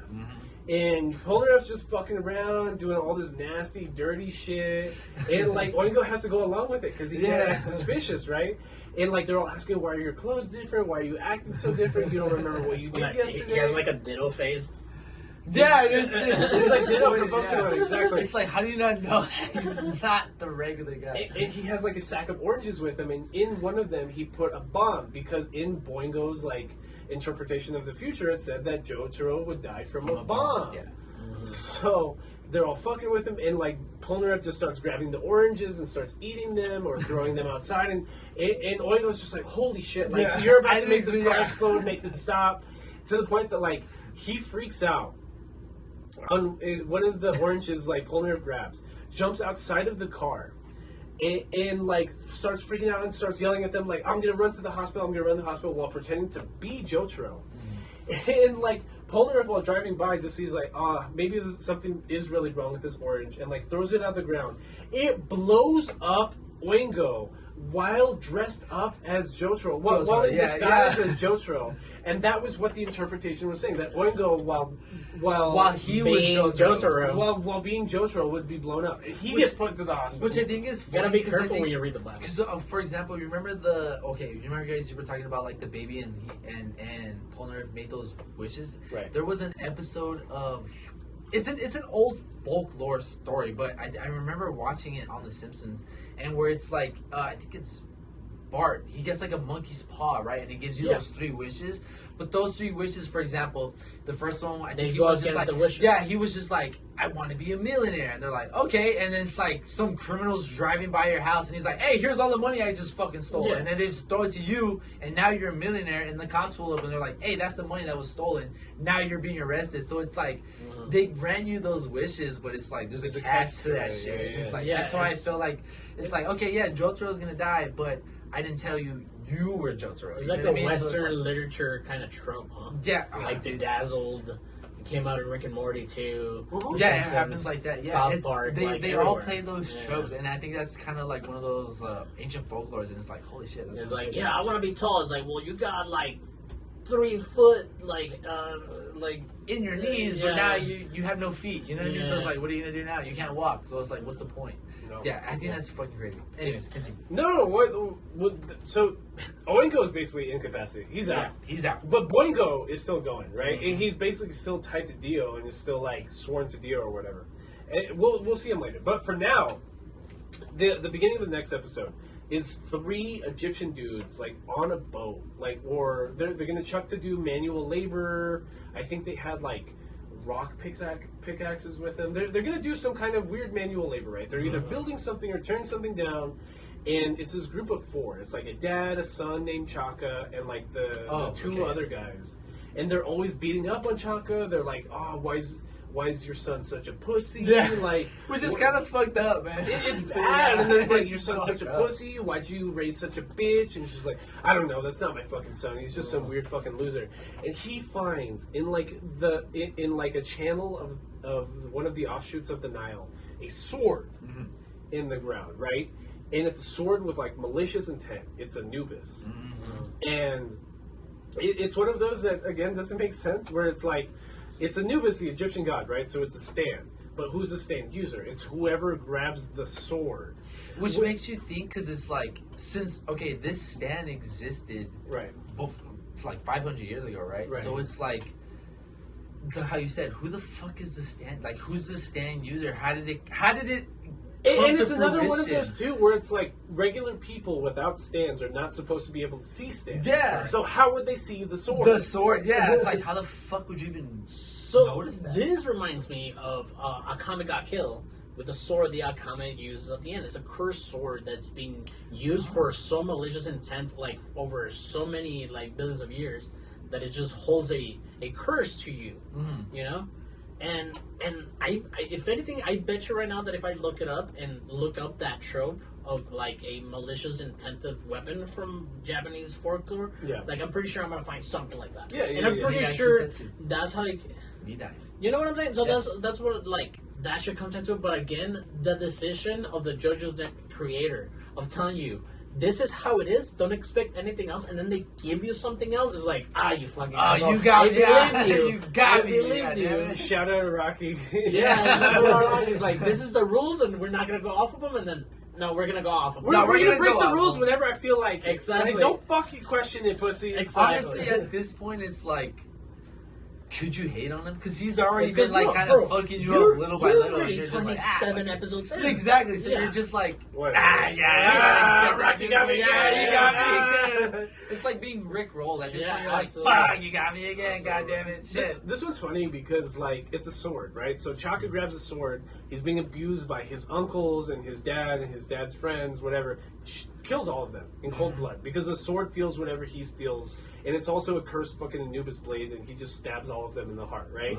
So now he's a murderer, but like he feels empowered because he has this new stand with him, and of course, like the stand is hired by Dio because how the fuck did Dio communicate with this? That's one thing I've sword always, stand? I've always wondered. I don't know. Whatever, Araki, do whatever the fuck you want. I don't care. And so, like Chaka, while being controlled by the stand sword, is instructed to kill the Jotaro group or the Joestar group. Okay, get it.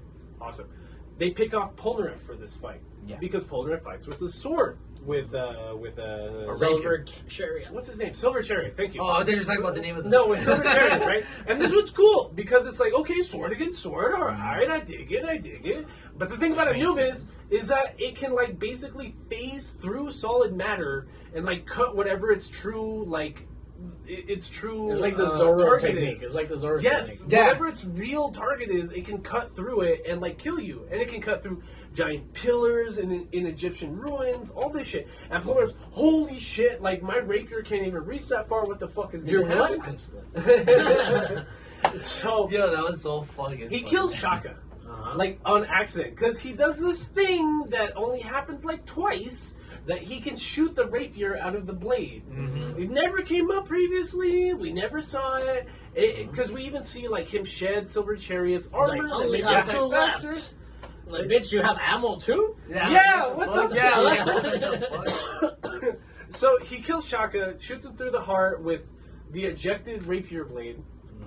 It's still stupid enough to grab the sword. Yes. And be like, why was he attacking me with a strange sword? I hope this isn't a stand or something. And right away, Anubis the Blade tries taking over Polnareff. And does. And he does. And he does. And he does. Yeah. So now Polnareff, with Anubis, Just going crazy with the sword. I did it! starts going after Jotaro, Jotaro. which is the exact wrong person to fuck with. Yes. So basically, the fight is Polnareff with Anubis versus Jotaro and Star Platinum, which it's holding This his is own. one of Like, my favorite fights. honestly. it's holding his own. Like Polnareff is already a swordsman, like so he's holding his own against Star Platinum. I read somewhere, maybe this is going too far into the nerddom, but We never go too far into nerd. Okay, well, on the JoJo's wiki, Okay. exactly. Apparently, Speed Chariot is supposed to be Silver Chariot. Silver Chariot is supposed to be on the fastest stand out there. What? Apparently, that's what it said. That's what it said on the wiki. Don't look at me. Don't look at me. There was a weird part of dialogue in the first part where they first introduced Polnareff. That he's like, he's like, you can't hit me because I'm super Well, fast. apparently, it's supposed to be that Silver Chariot, if they were to go serious, I'm not every time, but if they were to go serious without the power that we know that he gets later on, I'm not gonna spoil it. Silver Chariot could defeat Star Platinum. Like he could That's possibly. bullshit. This is just on the. Not canon. Not this canon. is this. No, well, That's not apparently this is canon. I don't know. This is just on the wiki. Don't look at me. Nope. Lies and Don't look at me. slander. Lies and Don't slander. look at me. I don't believe that at all. Anyways, so this fight happens, but basically the way Star Platinum defeats it is one of those fucking anime fucking samurai trope techniques where it's just like, I'm going to grab the sword in the air while it's swinging down, deflect it, and like break it in half just with the sheer force of Star I Platinum. never got how that worked because doesn't the blade still hit your palm? Like, okay, you're closing in. Doesn't it still hit where the palm touches? I think it's don't about know. catching it, not about. No. I get it's about The catching bottom it, of the but blade would cut into right here is what's... So Yeah, does he, yeah, but does like he- if you catch the so backside of it, does he catch it with this part? I Like, think he You know would what I have mean? to He catch it with princes this. it like I this. think he would have to catch it with this. either he catches it. What I'm thinking. I'm is not a if- ninja. Yeah, I'm not a ninja either. What I'm thinking Yeah. is that he still slices the bottom of your palms. I don't know, bro. I don't know. I heard katanas are really, really sharp. Yeah, that's what I'm Oh, saying. that's another thing. It is a katana. Yeah. Like, it's in Egypt. Yeah, it's named so- after Anubis, but it's shaped like a katana. katana. Like, it's not like a Western style sword. It's not like a Middle Eastern Or style like sword. a It's Saudi It's one of Arabian those sword. curved It's swords. shaped Yeah, I like think a I think katana. an Egyptian sword is actually like one of those. I don't know what it's called, but A it's like a scimitar. curve. Yeah, Scimitar. a A scimitar. scimitar. Yeah, there you Scimitar. go. It's not a scimitar. It's not. It's It's, not. shaped like a katana. Yes. So basically, the way Star Platinum defeats it is just like he breaks off that top half, and then he just like auras each segment of the blade and breaks it down to the point that it's just a hilt, and then they throw the hilt into Oh. the Nile. One thing I want to talk about is the dialogue. Like a in gun. that moment. Do you guys remember what they No. were talking? Oh my god, bro! It made me think. This is like a hentai for a moment. Okay, Shut the so fuck up. he What? plunges the sword in Jotaro, right? Yeah. Anubis does, and I kid you not. Go back and watch it. The dialogue is, "I'm gonna plunge this deeper inside you," and then Jotaro's like, "You're gonna go deeper?" And then he's like, "Yeah, I'm gonna go deeper, and then I'm gonna tear your guts apart." And I'm like, "Yo, what is going on in this episode, bro?" Love Jojo. Like if Love you just yes, Jojo. bro. Love Like the Jojo. dialogue was so fucking wild. I was like, yo, what is fucking Love happening, JoJo's. bro? JoJo's the best. It was so fucking hilarious. So dog. now the stand as it's getting thrown like within the sword because that's where the stand Is it is. just in the hilt now? Yeah. So it's like, oh my god, I hope somebody catches me. Haha, they didn't defeat me. Somebody's gonna find me. And he like looks over and he's like, oh shit, it's water. I'm gonna fall into the fucking Nile and shit. And yeah, they pretty much throw him into like a fucking Drown him out. Yeah. like a gun in the Anubis, river. incapacitated. Yeah, incapacitated. Retired. Because it's just the Retired. hill. Yeah. Oh man, I wish you guys go back and listen to that vocabulary, bro. That shit was fucking hilarious, man. The dialogue. Oh yes, dude. That shit was. It felt like a porn, bro. I was like, what is going on? Okay, so they're still trying to go after this magnetic stand user. Her name's Maria, right? And like they do try to sexualize her a lot, like from here on out, which we haven't gotten fan service like that in a while, because it's basically Ever, I like think. the Avdol and Joseph like going after her and using effort like turns her on kind of because they're like the only person that's ever been able to turn me on like this is Lord Dio because he's so hot or whatever. But like these two guys like fighting magnetism with all these bikes and handrails like attached to their It's like, backs. oh, it's turning me on. Right. So and then like there's no shock to this fight because they tell you it off the bat. Like as soon as Joseph makes a map, it's like, okay, cool, you get on that side, I'll get on this side, and a magnetism will pull us together and we'll squish her. And that's exactly what happens, right? So they catch her even after having all this metal equipment like attached to them and like fighting through, and that's what turns her on because like they're trying so hard to kill her and hurt her. To the point that they do squish her. But like there's like a time limit attached to it that's really scary, so it does that Jojo like color sequence flip where old man Joseph is like about to get shocked by a metal cable because it's coming down and it's attracted to all the metal on his body, but then at the very last second they just like come together and they squish her, and that's like that's the end of the fight. Like there's a lot of build up with her character model, with like the lead up into her introduction. And like they try really hard to like give you that bit of fan service right there, but like the ending of her fight is nothing. Yeah. Like it's absolutely just nothing. Yeah, no last speech, no finale. Yeah. And like her being hot is a big part of like her character when she's introduced and in like these 2 episodes. But like they fuck her up. Yeah. Like they squish her with her own stand power and like they make her ugly, and it's just like they make it seem like her value was lost. Wasn't it that she was already ugly? She was just like, oh, I've been ugly this whole fucking time. And they're like, aha, you've been faking this lady. Or is that the wrong person? No, that's a different one. Okay, my bad. I'm apologize. Anyways, continue. Anyways. At the same time, Jotaro and Kakuin, what are they doing? They're they are followed by Alessi, who is the power of the stand set, which resides in his shadow to turn Polnareff into a child. Into a child. This is baby when we get Polnareff. baby Polnareff. Right. So yes. like they're still outside the hotel waiting for breakfast. Yes. Right, because like this whole episode started with like old man Joseph just telling them to wait downstairs because they don't go to get breakfast. Yeah. Mm-hmm. I remember. Breakfast is the best meal you can have out of town too. It's the most important deal. But not even that. Like the way like other places like Make their breakfast. eggs or make some breakfast. It's like the coolest meal to have out of town. I hate Random question. Hold on. Random question. How do you like your eggs? I usually get over medium, but if there's something on the plate that I can like mix with the egg yolk, I'll do over easy. That. Yeah. Does that make sense? No, that makes absolutely, sense. absolutely. Like enchiladas montada. Montadas, anything montado. Yeah, I'll get it over easy. You don't ever have like sunny side on top of toast. You ever had that? Yeah, I have. absolutely. Yeah, it's almost like French toast, kind of. Yeah. It's Yeah. Fucking. Sorry, just random question. I was just curious. I don't like American breakfast. I don't like Denny's. It's too I plain. don't I think like. it's. Yeah. I think American I want- breakfast, in my opinion, is I want too huevos sweet. con chorizo. I want like frijolitos. I want something like what I'm saying. Like, I went to IHOP last night You ever have a after Benedict? tourney. Benedict. Yeah, I have. But I went to IHOP last night after tourney with a couple of guys from locals, and I don't hate IHOP that much because I got the chicken fried steak, but I put a bunch of the hot sauce on. Tabasco. Yeah, no, not the Tabasco. Oh. The one with the little lady in front. What's it? Chichula. Chichula. Yeah, I put a bunch of Oh, chichula. yeah. And again, that was one of those where it comes with like hash brown potatoes kind of, and I Yeah. mixed like the over easy egg. That's on so it. plain. I Yeah, think honestly, that's why I yeah. put so much Uh-huh. chuchula on it. Yeah. You know what I Yeah, mean? yeah, Like, yeah. there's no spice to it. It feels like I'm not like a tasting breakfast it. burrito, and you just fucking.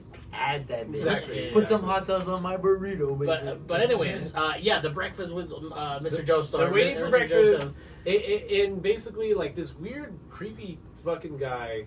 with like big old like curly hair, but it's like put into like two big ponytails. And ugly glasses, Yeah. and like, He reminds me of Hisoka. yes, Yes. from Hunter x Hunter. Yeah, reminds me of Hisoka and Except like, without the strength. and like Doflamingo put together. Maybe know. Hisoka. That's But I wouldn't style. see Maybe. Doflamingo. Yeah, maybe Hisoka. So basically, his thing is, like, if he hits somebody, he can, like, age them down. Mm-hmm. So, like, he he With the shadow? yeah. As long as the oh, shadow the shadow. touches you. As long as you so The shadow he touches you. he touches Polnareff's shadow, starts turning him into a child, into like a 5-year-old, 4-year-old. But it's a funny character moment because, like, It's like Benjamin the, Button. the voice is pitched up, but then he's got these huge buck teeth. Yes, bro. And, Weird. and like the only benefit to his stand power is that, like, he can beat you up easier if you're a child.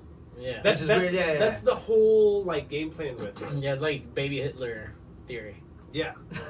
Yeah. but just because it's a Polnareff episode and because it's a Polnareff kid episode, it turns really gaggy, right? Yes. Like, it turns into a bunch of jokes, a bunch of slapstick jokes. So it'll be Dick like jokes and boob jokes. Yeah, like poop jokes. Yeah. There's Poop poop jars, jokes. a bunch of So poop jokes, so yeah. like he Polnareff, like, runs into this random, like, apartment building, almost like a multi-storied level home, like, trying to get away from this guy. completely forgets there's someone chasing him because there's a lady trying to give him a bath. Right. Yes. It- Oh, I it- forgot about that, yeah. and like, she's high and, like, is really into him because he's a kid. Because you he's know a what I kid, mean? which is... And all Anyways, Polnareff ever talks about is how he can't wait to fall in love, right? Mhm. So, and like him being turned into a kid kind of makes him lose his memory, so he's not entirely sure what's going on when he's running around this building. But basically, this guy, Alessi, like, turns her into a kid, into a fetus, like, almost. Into, Yeah. like she's gonna die outside the womb kind of thing. He ages her down so much. He grabs Polnareff, puts him into the bathtub that she was making, and, like, tries to whole ass drown him inside of it. Like that. It turns dark. Like that. Yeah, it They got a does. fetus in the room, dying in some clothes, in between some clothes, and now we're having like A a grown kid. ass man like being Murdering like, a kid, yeah. drowning a kid, It's naked ass kid. It's like Casey Anthony or whatever her Yeah. fucking name was. Oh, That she's was her. Oh. The lady that, like, drowned like 3 of her kids. Yeah. Ugly. And she got away with that shit. But And we're she not got here away for that. with We're it. not She here for really that. got away with We're not here for that. Yeah. Anyway, so then, like, but the gag here is, as Polnareff's getting drowned, he just, like, shits himself. Yeah. So there's, like, a turd that floats up in the bathtub, and that freaks out Alessi so much that he lets go of Polnareff's throat. Would Oh, you what not are you like, doing? doo-doo? I don't know. would have freaked Hey, out. But that's- last source of defense. If I have to shit myself, I'm gonna shit myself. Yeah, no, I'm not knocking Polnareff, but I would have acted just like Alessi. I would have been like, doo-doo. Like if you're gonna kidnap me, you're gonna kidnap a dude with shitting his pants. You better be able to deal with You know what I'm that. saying? I'm gonna be in the car with shit pants. Yeah, Right, you better be able to exactly. deal with that. Yeah. Yeah, I'm not going out with a fucking laugh. So like, Polnareff runs away, runs into, like, an empty room inside of the building. And then, okay, this part's another reflection thing that doesn't make sense, right? So This was my point from earlier So- when I was talking about the sun. So Polnareff grabs a mirror from the wall, and there's a fish tank in the room, right? He grabs a mirror from the wall, breaks it off, holds it in front of his face, and makes a breathing tube out of, like, random bullshit he finds in the room, and is floating inside of the fish tank. And he's so small that that Alessi can't see that he's there. He doesn't see his hands gripping the mirror. He doesn't see anything else, Uh-huh. and is just led to believe that's a regular fucking mirror, except for when a fish, like, goes behind the mirror and, like, he loses the reflection. He's like, haha, there's something going on. But I here." think it's funny when Alessi's running through and then he's just like, "Oh, you think you're behind the teddy bear? Well, I'm gonna Yeah. go for the clock that nobody thought of," and then just like slices everything in the room and shit. I thought that was fucking hilarious when he's losing his shit, Yeah, trying yeah. to find where fucking baby Polnareff is. But that was my point from earlier when I was talking about the sun reflection. I was like, is that a little foreshadowing for how Polnareff gets out of this? He's just I don't like, know. "Oh, I'm foreshadowing. using the minute." It's just almost like Just something that they No, reused. but Yeah. do you think Polnareff would have really known how to use the mirror if it wasn't for the sun I mirror don't- that happened? I I'm just think saying- it's one of I'm those just saying. JoJo-isms where, like, he just needs to write himself out of a situation. Out of he something. created. He's Big like, mirrors, JoJo-ism. fuck it. Like, mirrors can do anything, right? I'm Like, just saying. So then, like, Polnareff still has Silver Chariot, But it's a baby as it's well. a baby Silver Chariot, and like the rapier is like limp and like it can't really stab Childlike. anything. Yeah. It's short and Like all weak and it's So- a baby's chair. But even then, he's able to like stab Alessi in the face a little bit and His then like jump nose. out of the window. Yeah, out of his nose. And then so Alessi gets knocked in the street where Jotaro is looking for Polnareff because that's where he just lost him. To the point that like Alessi sees Jotaro, he's like, "Holy shit, it's Jotaro Kujo! Like I can't beat him in a fight unless I turn him into a kid." And then he turns Jotaro into a kid. But then like apparently Jotaro is just even OP as a kid. As a child, The yeah. cop out is that him being a kid, and we all know kids are dicks.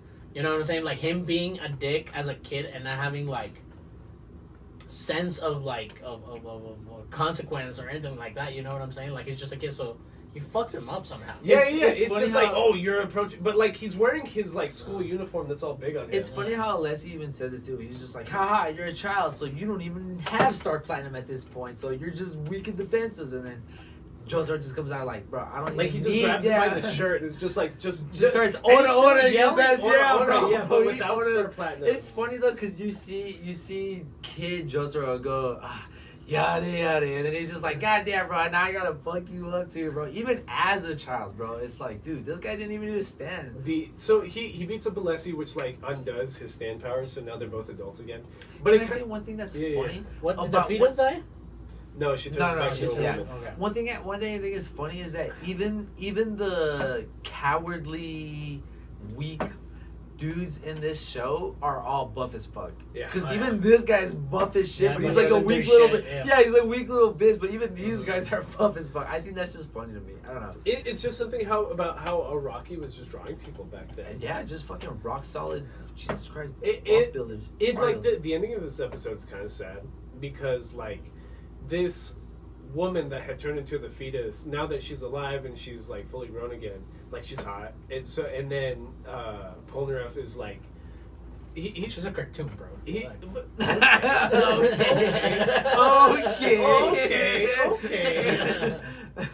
And that's So Polnareff thinks she's hot, and then like because she got along with him so well when he was a kid, he like kind of thinks that he could like she's who he's been looking for, right? and Polnareff he's being like a Johnny Bravo kind of character. Yeah, Yeah, exactly. You know, he's also looking to like have a girl.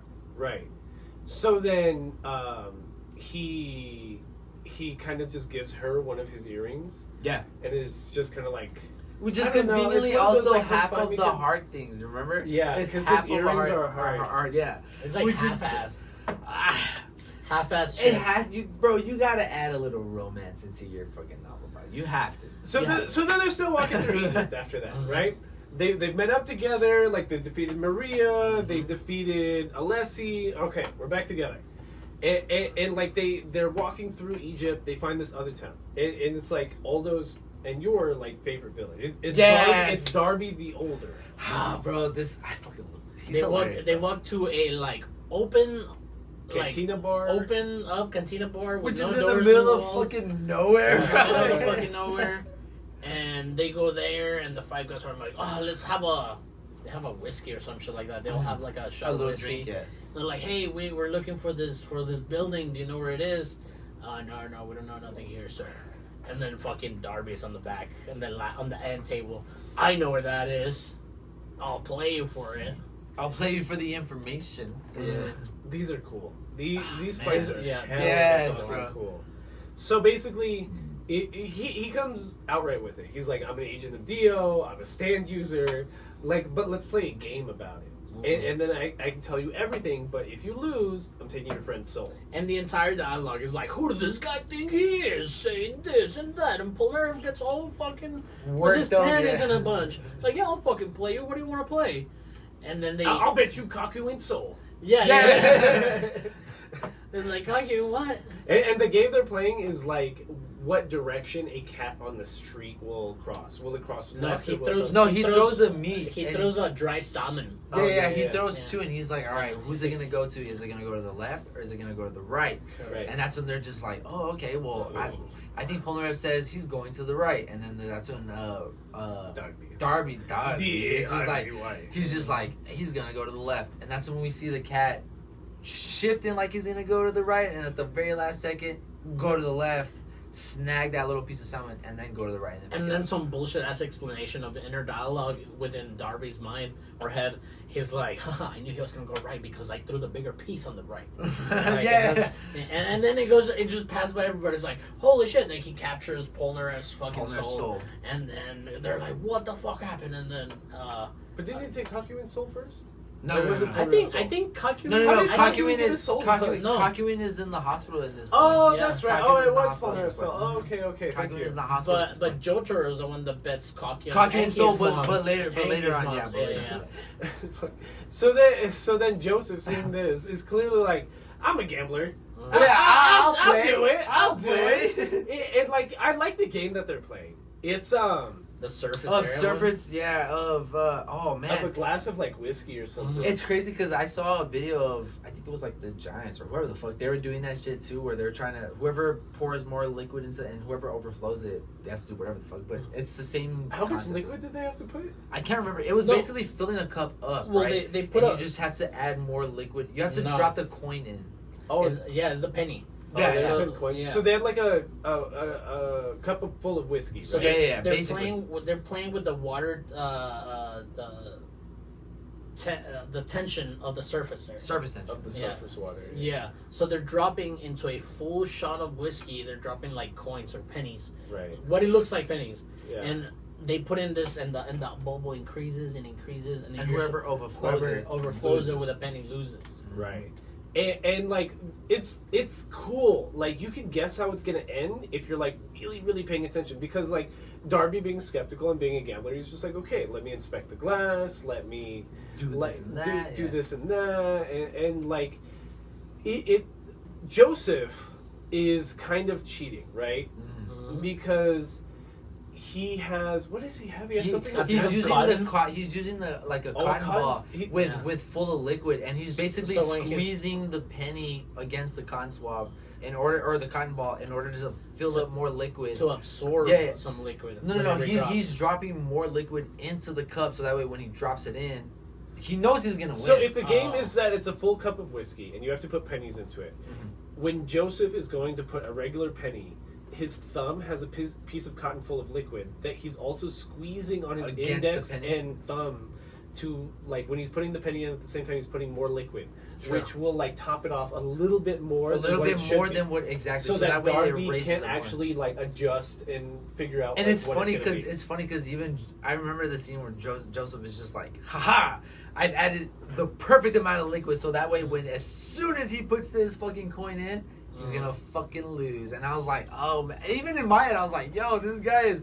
It's funny because even Jojo was like, bro, you were worried about this guy fucking cheating and you're cheating now. He's like, what the fuck? And right before that happens, Darby has this moment where he's like, hold on, I need to see from this side. And he kind of like holds a cup or something like that.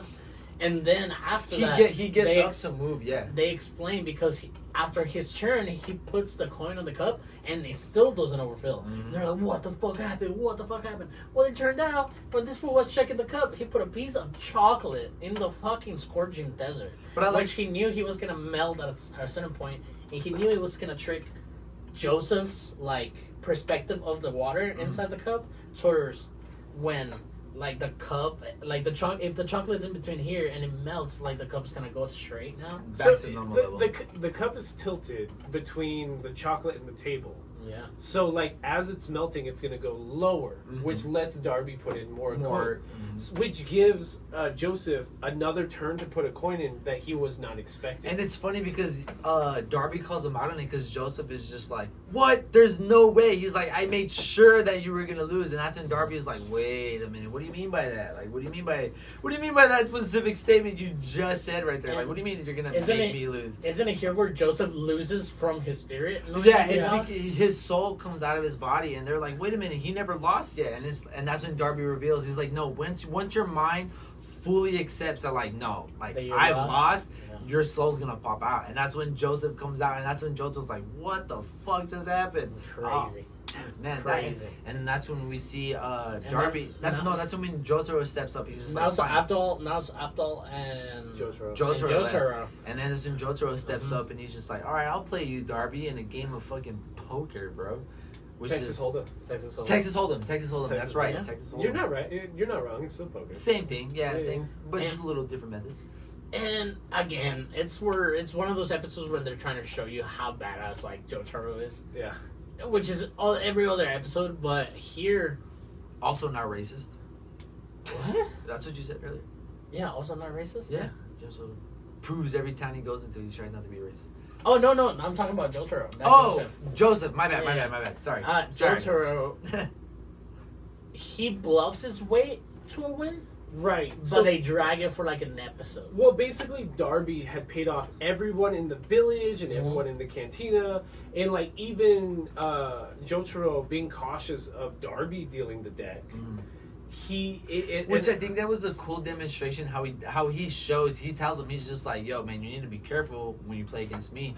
And that's when Darby is dealing the cards, and he's just like, go ahead, and he's like, I can tell you all the he single punches the shit out of him because No. you try to fucking cheat the deck. No, but before he does that, he tells him, he's just like, I can tell you every single card from like top to bottom, like right now. And he's just like, the first 6 cards are like the Ace of Diamonds, the Queen of Spades, or whatever the fuck. And he tells him, that's when he flips it over, and he's just like, you need to be careful when you try to cheat against me, because my Star Platinum can see everything that you're fucking doing. Yeah. And that's what, oh man, that scene is fucking He crazy. breaks his 'cause he finger or something like that. Yeah. He tries to I forgot what It's a he's double deal. Yeah. He tries to give him the card that's underneath the one that's Yeah. actually on top, in order to give him like a weak ass one. And that's when he just snaps his finger and he's like, "Hey, bitch, I told you, you need to watch how the." And fuck then you're they gonna bring in cheat a against me." kid from the town. Like Jotaro pointed him out too. He was across the street, but like, hey, you. Yeah, kid. hey, you random ass civilian kid, come over here. But like again, he's paid off by Darby because apparently Darby thought But about every part of this. to be fair, that sounds kind of believable,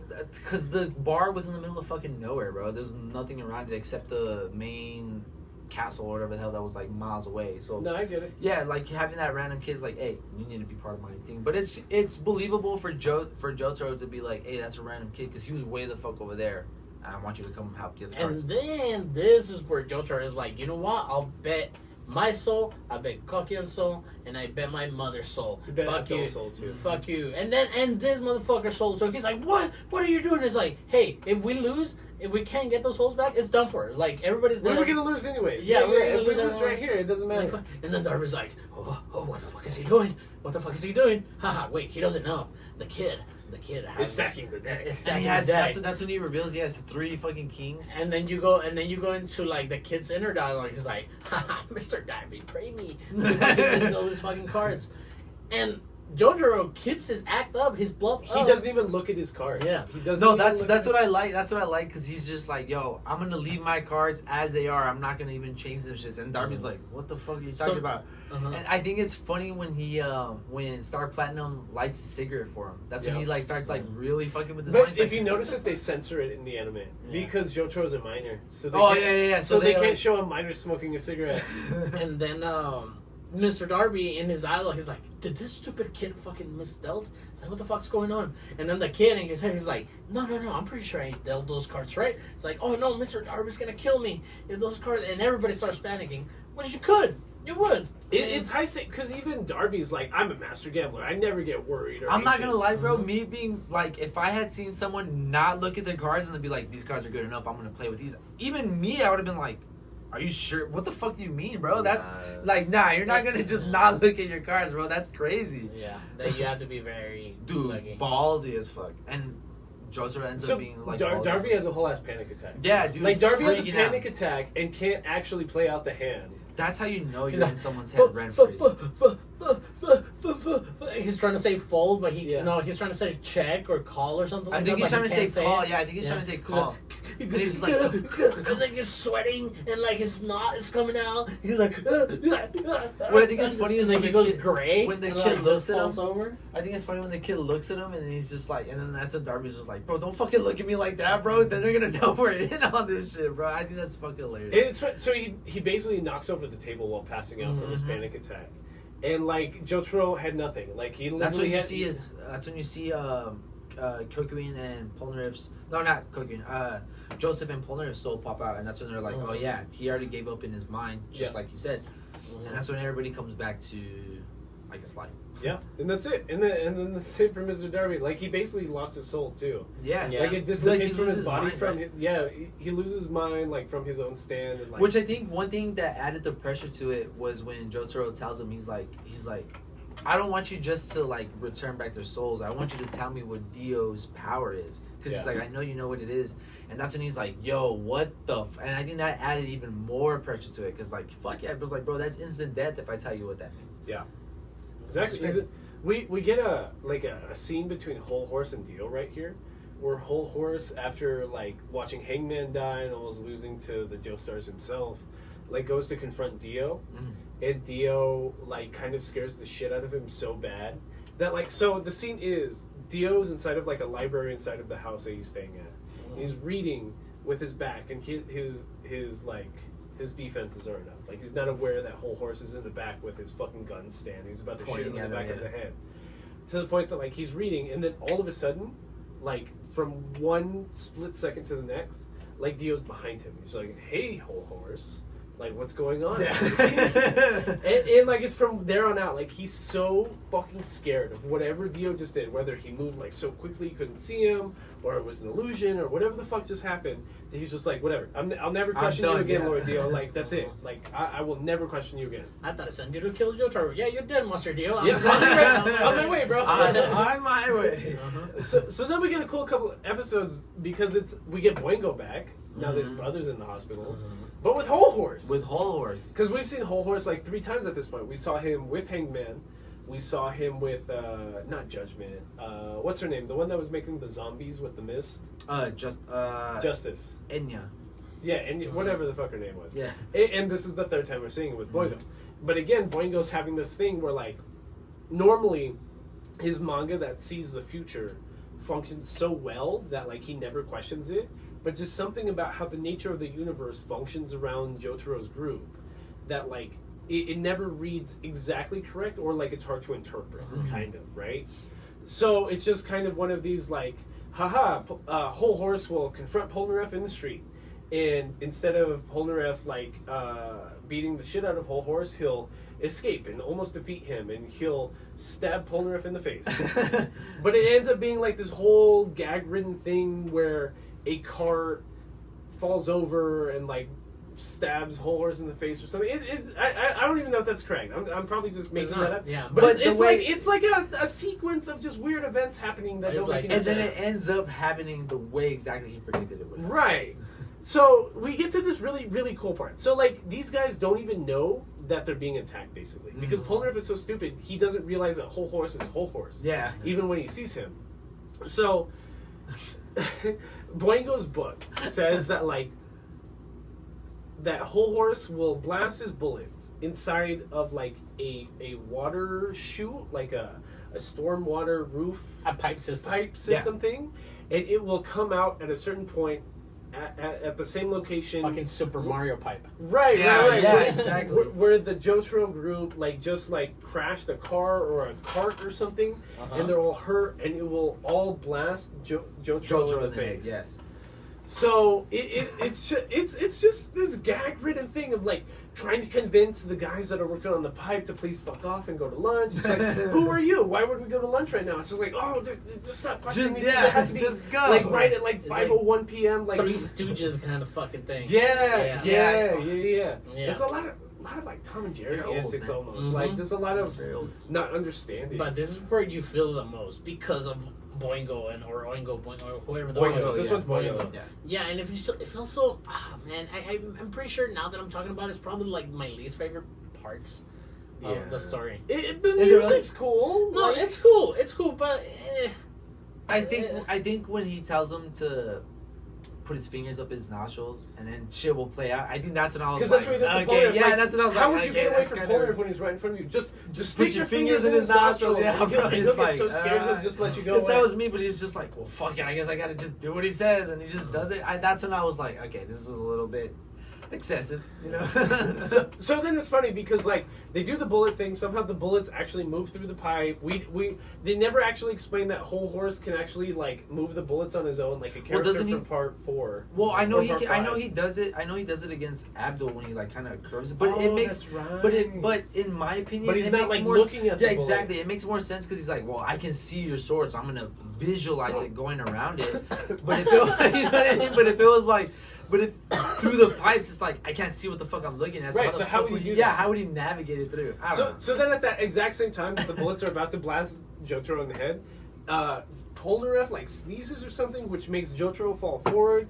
The bullets miss him. They bounce off something and go back and like blast Whole Horse in the face. In the face, yeah. So I don't think Whole Horse is dead, but like we get one of those cards that's like Whole Horse like out or incapacitated, defeated.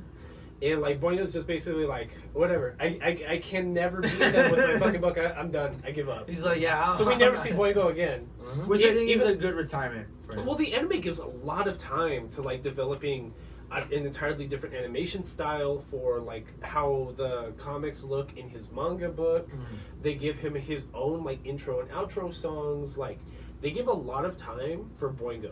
I mean, It doesn't make that much sense because like he only gets like 4 episodes. Kind of. That's a lot of effort. He felt like for one character. He felt like a Sogeking, because you know how Sogeking gets his own fucking intro and all that shit. It felt kind of like that. No, I agree with you. So we start really getting into it, right? So all of a sudden Iggy's back. Like every other episode for the past like 6 episodes, we always get like a line from Polnareff or somebody that's like, "Where the fuck is Iggy? I haven't seen Iggy in a while." Yeah. He's still like around, but I'm not entirely sure where he is. And it's funny that it's Polnareff is the one that's always just because they have like, you know how They've got got fucking beef. Yeah, and They've that's got always beef. Polnareff. It's like, where the fuck is that dog? and Iggy, as our group is talking to like this like merchant or like this beggar. He's a beggar. Yeah. So again, it's one of those where they describe a new culture everywhere they go. Yeah. They're in Cairo finally. Yeah. And like there's a beggar on the street, but like in Cairo you're supposed to treat being a beggar like it's its own career. Mm-hmm. So like they make a deal with a beggar that's just randomly in the middle of town and just like, hey, we will pay you X, Y, and Z amount of money if you find us this image. Yeah, because they use Purple Hermit to make a picture of the building that Dio's in. And all of a sudden, he's just like, sure, rips off his poor clothing, is in a suit, jumps into his car. He's like, I will find that building and I'll be back by 6 p.m. and have that money waiting. Fucking Batman. And as that's happening, Iggy is in the mood of being like, you know what, bros, peace out. I'm out. I don't need this shit. I don't know why you guys looking for this like handsome vampire. Right, he's like, I'm just a fucking dog, bro. Yeah, and he starts just like walking through town, and he's like, "Oh, those fucking kids! Oh, some kids pass by, and no, some dogs, some mean-looking dogs. Like They're like pigs. yeah, Oh yeah. They fucking like walk up to him, and he's like, "Fuck you, motherfuckers! I'm a stand user," and they get scared, and they get closer to the building that we've been looking for like 40 episodes. But Iggy hasn't been part of the group, so he doesn't know that. He doesn't know that, yeah. Building. Correct. So now he feels like this like chill like around like this. It's that pressure. menacing, He feels that menacing, hockey. That bleach. That Yeah, hockey. Oh, It's that that bleach spear pressure. pressure. That Yeah, bleach that spear spear pressure. Yeah, and he's like, what the fuck is that? And then the dogs go into this area of the building and they get fucked up by Guardian of Hell, which is... No, Pet Shop. Yeah, Pet Shop, well, yeah. Oh that's no, a Pet stand. Shop's a stand. Yeah, Pet The Shop- Falcon. Pet Oh Shop's yeah, a yeah. stand. What's the name of the? Guardian of Hell. Okay, it's, yeah. It's fucking Dio's personal hawk. Yes. That- Isn't it's it, a falcon. is it a falcon? It's a Yeah, falcon. it's a Yeah, falcon. It's a peregrine falcon. Yeah. Because Which is they give us like terrifying. a whole scene describing how fast peregrine falcons can like drop from the Yeah, sky. yeah. From there, like going to So the down. scene with the dogs is like they're trying to run away. They get like sucked into the bottom of a fenced area, and you just hear them, and like they get pulled away, and they're like dissected, decapitated. And then this little kid like He's looking walks up. for And his he's like, dog. "Oh my god, my dogs. my yeah. dog!" and like Iggy tries to walk away. He's like, "Yo, I'm not fucking. Yeah. That's not my fucking issue." But then like that's why Iggy's a good guy. Like the kid almost gets fucked up too, and he's like, "Oh, motherfucker, I gotta go and like figure out what the fuck is going on." And that's when he sees the Falcon. And the Falcon's cool. He's wearing like a scarf and like The Falcon has like a little gladiator helmet, helmet on his yeah. shit with the ribbon on. Bro, that But his stand That is Falcon scary is because not only no, does yeah. it materialize, it's what does it look like? It's an ice. It's like it has like 3 arms. Right. and it has like wings and shit, but like it can like make ice. Right, but it's so he just makes these big ass fucking icicles and makes just like everything cold. skewers people. Yeah. And, It looked like a phoenix, kind of. I guess maybe kind of Yeah. like a. But it had like different claws. It had like that's why he had like 6 shots because he had like different. Oh claws yeah, for it. okay, yeah. From the Yeah. okay, yeah. I know what you're talking about. So it's super fucking ugly. And like Iggy is still like just like I'm a stand user too. I'm basically a Logia Devil Fruit user too. yeah. Like I can do this. All right, I He's got like, I'm this. crocodile. Fuck it, I got this. And like 15 minutes into the episode, if you haven't realized yet, you're in a fucking animal stand fight, user yes, fight. bro. You're That's like, fucking holy crazy. shit, okay. Terrier versus versus the falcon. versus the bro, Falcon. yeah. That is insane. Yeah. It's, And- I've never seen that. I've never seen 2 random pets fucking fight each other. Not physically fight each other, but they're like, dude, that's something And I've like never the seen. voices, that inner dialogue voices that they have with each Oh, other. I like that Yes, Iggy yes. gets his own voice. Yeah. I love that so much. Like Mhm. Iggy's his own person. You know what I mean? Hell yeah, bro. Shit, but he's And like, like, a he gets badass. fucked up. He Badass. gets his Oh, yeah. paw. He gets like Well, he runs into the sewer, right? And he thinks that that's how he's gonna capture like Pet Shop yeah. and like catch him with his sand stand because Pet Shop blasts like with icicles at what he thinks is Iggy while inside the sewer, but it's like a fake Iggy Fake that was Iggy, made yeah. out of the A sand, sand. because of fucking Anime. But what then anime? he loses his hand here. Right, so like Yeah. he's trying to run down like He the gets sewer frostbite. pipe, but then like it like Pet Shop's power isn't just to blast icicles; it's to like freeze the ground around it too. So he like freezes the ground around it. That reminds me of like Todoroki's like ice power in My Hero Academia, and like catches Iggy as he's riding away. It's like his right paw or some shit. Yeah. He can't, and there's like an episode cut like right there. It's like He's Iggy getting can't get away. blasted. He's about to get blasted by icicles. This fool with he just bites his own fucking paw, and just like dips, and that's how he keeps running.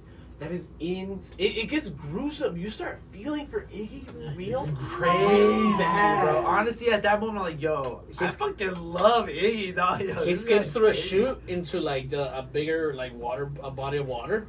It goes into the ocean. It's one of those sewer systems that like bleed into the ocean. Into or the whatever. ocean, yeah. Mhm. Isn't that how? And most sewer- he hides underwater through his stand because he built a bubble of the surrounding sand Yeah. within the bottom of the ocean So or like at the shore. Right, so he's at like the riverbed or whatever, Yeah. the canal that's gonna lead to the ocean, and like he just has his bubble made out of sand. And we hear his dialogue. It's just like, oh, he'll never find me here. Like his He'll hands are never- fucked up. Yeah. Oh my god, poor Iggy. Yeah. I know, dude. Like, Peter was probably pissed at that episode. Pissed.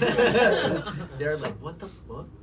So basically, Pet Shop with the ice made a hole underground that went underneath the bubble, and was able to like make a hole underneath Iggy where Iggy was, and starts like blasting icicles from in there. And then what Iggy does is he like deteriorates his own sand bubble to flood through the hole, and then he floods sand in at the same time, and that's how he's gonna kill Pet Shop, basically by drowning him. Drowning, yes. So then you think that like Iggy's probably dead at that same time, and then this fool just whole ass just limps like back to where like the Joe Shore. the Joestar crew is, and they find him and they're just like, oh Iggy, Oh, what shit, happened? yeah. And they're just whole ass just standing around where that homeless man like told them to wait.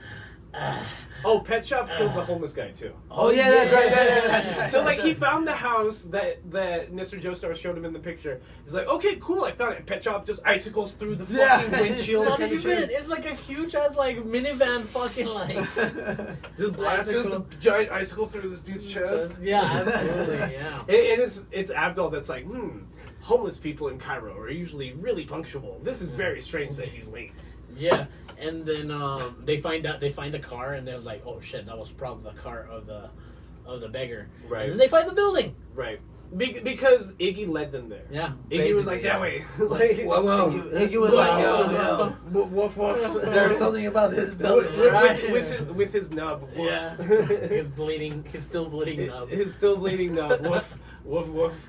And like, this is kind of cool because Polnareff feels the worst. Like, Polnareff and Iggy have been like button heads this whole time. Yes. But Polnareff is the most like offended She's that like, he got oh hurt. shit, his hand is gone. What the Dog, fuck? he's like, what? The dog's hand's gone. Yeah. What is going on? So they find the house. And cool, like we're at the boss's hideout. Lair, basically. We're yeah. here. We're right fucking here. So then, they walk in the house, and immediately, they find Mr. Darby's younger brother, also last name Darby. As the butler. Darby, yeah. Also Darby. As the butler of He's the the mansion. butler of Dio's house. Yeah. Yeah. And he does one of those, like, what Joseph used to do in part 2, where he's like, next you're gonna say, how the fuck did he do that? He starts, like, guessing what Jotaro's gonna do. Through yes and no questions. Right. Because it gets very dialogue setup here, because he's like, I see your Jotaro. It's like, are you gonna hit me with your stand right now? And then as he asks that question, he triggers his stand to let him know if he's gonna attack and where he's gonna attack. So he dodges it. Not only does he dodge, but the stand uses its power to trap them in their world. They make, like, their own basement in, like, I don't know, their own dimension. Their in the dimension, basement, in the basement of the building. And it reminds me of Jujutsu Kaisen's, like, the veils, or, like, The veils, yeah. The veils, you know what I'm saying? The veil powers, like, it's kind of like that. It's fucking I trippy. miss Jujutsu Kaisen, I really do. I do too, actually. Well, we get Chainsaw Man too, same thing. That's Same what I'm thing. looking forward to, man. Same actually. thing. Yes. So basically, Darby Jr. has, like, the coolest fucking fights that aren't fights in, like, the whole series. Basically, Darby, the older one, was a straight gambler, right? Like, just only did classic gambling, like, tricks and Koken traps. is back. Kakuin's back. Kakuin. Oh yeah, Kakuin's back. Like, as soon as they're back in Cairo, haha! Like, they fixed the Speedwagon Foundation fixed my eyes, and now I have sunglasses. And now I'm back. Yeah. Yeah. So in the basement is Joseph, Jotaro, and Kakuin, and basically we see that Darby has a shelf, a closet full of dolls of people's souls. Like, he traps people's souls in the dolls, kind of like how older Darby would just, like, steal, put them in chips, put them in poker chips and stuff when he stole somebody's soul. Yeah. So he challenges Kakuin first. I don't know how the fuck, like, I don't know. Kakuin took offense that he was hurting people because Kakuin's such an upright justice, like, He's like, how guy, dare you right? steal these souls? Right. So they do a racing game. They basically do, like, the F-Zero game. Yeah. And like, it's crazy because they're basically kind of fighting with stand powers inside of the In video video games. which makes them more, like, accurate, right? And they And can some- do cooler tricks. To be honest, man, some of the controls that they did in that fucking racing game, I'm like, okay, it what doesn't make the- sense. No, So it definitely it's does like not. it's like when you're jumping off Rainbow Road in the original N64 Mario Kart, Yeah. but instead of, like, flat out just falling into the abyss or whatever, one car can bounce off of another car, and that will actually land them into the winner's circle. Or one But car can it uses energy. 360 spin and knock that bitch out. Right. It uses an energy bar to do this fucking, like, pirouettes. Yes. Because at some point they're trying to cliffhang you into thinking that they're going into a tunnel, but Right. because of the energy that they both have from how fast they've been going, Kakin uses it to overlap himself, like, on the Like the wall. on the wall of the tunnel, and then, like, once they come out, they're like, oh my god, and then they look at the bar, at their power level bar, and they're like, oh, he's gonna make it, and fucking loses. Right. Yeah. Yes.